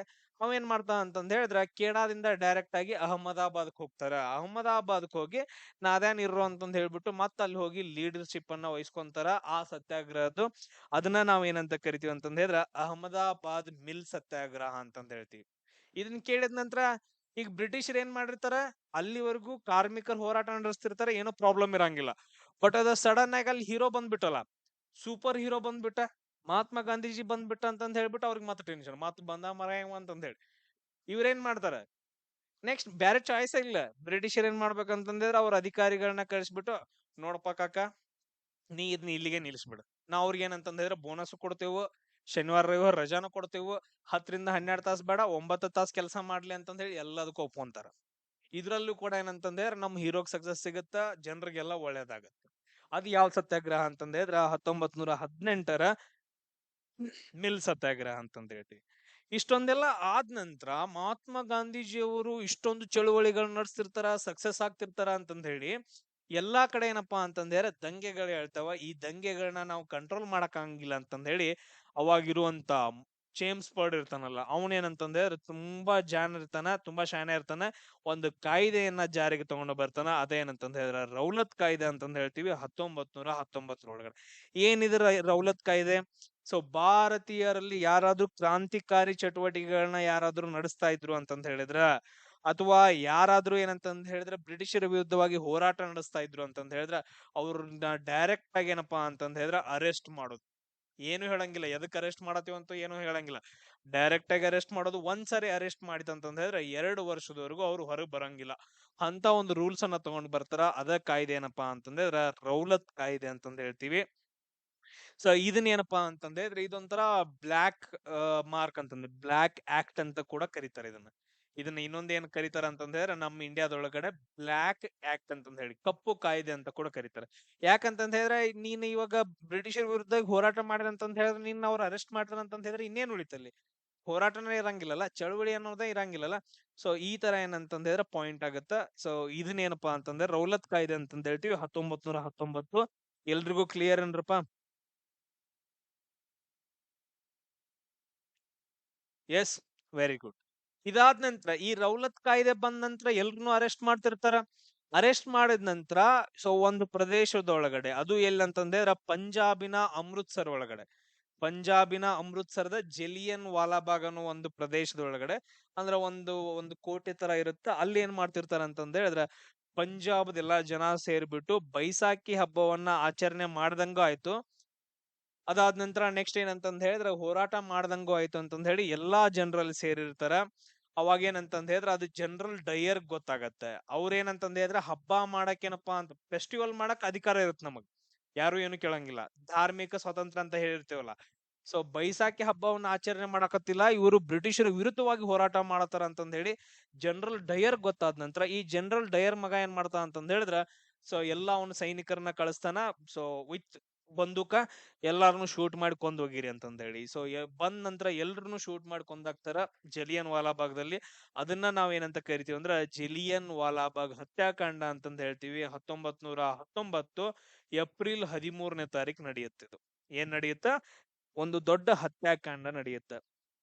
ಸೊ ಇದಾದ ನಂತರ ನೆಕ್ಸ್ಟ್ ಏನ್ ಮಾಡ್ತಾರಪ್ಪಾ ಅಂತಂದ ಹೇಳಿದ್ರೆ, ಇಷ್ಟೆಲ್ಲ ಆಗುತ್ತಾ. ಇಷ್ಟ ಆದ ನಂತರ ಇದು ಜಲಿಯನ್ ವಾಲಾಬಾಗ್ ಹತ್ಯಾಕಾಂಡ ಆದ ನಂತರ ರವೀಂದ್ರನಾಥ್ ಠಾಗೂರ್ ಅವರು ಯಾವ ಪ್ರಶಸ್ತಿಯನ್ನ ಹಿಂತೆಗೆದುಕೊಳ್ತಾರ ಅಂತಂದ ಹೇಳಿ, ಹಿಂದ್ ಕೊಡ್ತಾರ, ನಮಗ್ ನಿನ್ ಪ್ರಶಸ್ತಿನ ಬೇಡ ನೀ ಬ್ರಿಟಿಷರ್ ಅಂತಂದ ಹೇಳಿ. ಯಾವ ಪ್ರಶಸ್ತಿಯನ್ನ ಹಿಂದ್ ಕೊಡ್ತಾರ ನೆನ್ಪಿಟ್ಕೊಡ್ರಿ, ನೈಟ್ ವುಡ್ ಅಂತಂದ ಹೇಳಿ. ನೈಟ್ ಹುಡ್ ಅನ್ನೋ ಒಂದು ಪ್ರಶಸ್ತಿ ಬರುತ್ತೆ. ಇದನ್ನ ರವೀಂದ್ರನಾಥ್ ಟ್ಯಾಗೋರ್ ಅವ್ರು ಏನ್ ಮಾಡ್ತಾರ ಅಂತಂದ್ರೆ ಬ್ರಿಟಿಷರಿಗೆ ಹಿಂದ್ ತಗೊಂತಾರ, ನೀವು ಸರಿ ಇಲ್ಲ, ನೀವೆಲ್ಲಾ ಬಾಳ ಕೆಟ್ಟದಿರಿ ಅಂತಂದೇಳಿ. ಅದಾದ ನಂತರ ನೆಕ್ಸ್ಟ್ ನೋಡ್ರಿ, ನೆಕ್ಸ್ಟ್ ಇಂಪಾರ್ಟೆಂಟ್, ಇಷ್ಟೆಲ್ಲ ಹತ್ಯೆ ಮಾಡಿ ಆದ ನಂತರ ಒಂದು ಆಯೋಗ ಬರುತ್ತಾ ಜಲಿಯನ್ ವಾಲಾ ಬಾಗ್ದೊಳಗಡೆ ಏನಾಯ್ತು ಅಂತಂದ್ ಹೇಳಿ ಒಂದು ಸ್ಟಡಿ ಮಾಡಕ್ಕ, ಅದನ್ನ ನಾವು ಹಂಟರ್ ಆಯೋಗ ಅಂತ ಕರಿತೀವಿ. ಈ ಹಂಟರ್ ಆಯೋಗ ಏನ್ ಮಾಡತ್ತ ಅಂತಂದ್ ಹೇಳಿದ್ರೆ, ಬ್ರಿಟಿಷ್ ಅಧಿಕಾರಿಗೆ ಏನ್ ಮಾಡಂತಂದ್ ಹೇಳಿದ್ರೆ ಶಿಕ್ಷೆಯನ್ನ ಕೊಡ್ಬೇಕು ಅಂತಂದ್ ಹೇಳಿ ಅದನ್ನ ಕಳಿಸಿರ್ತಾರ, ಹಂಟರ್ ಆಯೋಗ ಅಂತಂದ್ ಹೇಳಿ. ಇದನ್ನ ನೆನ್ಪಿಟ್ಕೊಳ್ರಿ. ಬಟ್ ಆದ್ರೆ ಇಂಗ್ಲೆಂಡ್ ಒಳಗಡೆ ಈ ರೀಸನ್ ಬಹಳ ಇಂಪಾರ್ಟೆಂಟ್ ಆಗುತ್ತೆ. ಇಂಗ್ಲೆಂಡ್ ಒಳಗಡೆ ಜಲಿಯನ್ ವಾಲಾಬಾಗ್ ಹತ್ಯಾಕಾಂಡವನ್ನ ಎಲ್ರು ಸಪೋರ್ಟ್ ಮಾಡ್ತಿರ್ತಾರ, ಎಲ್ರು ಮಜಾ ಮಾಡ್ತಿರ್ತಾರ. ಅದಾದ ನಂತರ ಜನರಲ್ ಡಯರ್ನ ಏನಂತ ಹೊಗಳ್ತಿರ್ತಾರ ಅಂತಂದ್ ಹೇಳಿದ್ರೆ, ಎಲ್ಲಾ ಪತ್ರಿಕೆ ಒಳಗಡೆ ಇಂಗ್ಲೆಂಡ್ ಒಳಗಡೆ ಬ್ರಿಟಿಷ್ ಸಾಮ್ರಾಜ್ಯದ ರಕ್ಷಕ ಅಂತಂದ್ ಹೇಳ್ಬಿಟ್ಟು ಎಲ್ಲ ಏನಂತಂದ್ ಹೇಳಿದ್ರೆ ಹೊಗಳಿತಿರ್ತಾರೆ. ಯಾಕಂತಂದ್ರೆ ಭಾರತೀಯ ಜನರನ್ನ ಕೊಂದಿರ್ತಾನ, ಆ ರೀಸನ್ಗೋಸ್ಕರ. ಬಟ್ ಆದ್ರೆ ನಿಮ್ಗ ಒಂದು ನೀವು ಮೂವಿ ನೋಡ್ರಿ, ಯಾವ್ದಂತಂದ್ ಹೇಳಿದ್ರ ಅಕ್ಷಯ್ ಕುಮಾರ್ದ ಒಬ್ಬರದು ಮೂವಿ ಬಂದೈತ್ ನೋಡ್ರಿ ರೀಸೆಂಟ್ ಆಗಿ, ಹಿಂದಿ ಮೂವಿ ಐತೆ. ಈ ಜಲಿಯನ್ ವಾಲಾಬಾಗ್ ಹತ್ಯಾಕಾಂಡದ ಬಗ್ಗೆ ಫುಲ್ ಡೀಟೇಲ್ ಆಗಿ ಐತೆ. ಕೇಸರಿ 2 ಆ ಮೂವಿ ನೋಡ್ರಿ ಅಂತಂದ್ ಹೇಳಿದ್ರೆ ಇದ್ರ ಬಗ್ಗೆ ನಿಮ್ಗೆ ಇನ್ನೊಂದ್ ಸ್ವಲ್ಪ ಡೀಟೇಲ್ ಆಗಿ ಗೊತ್ತಾಗತ್ತೆ.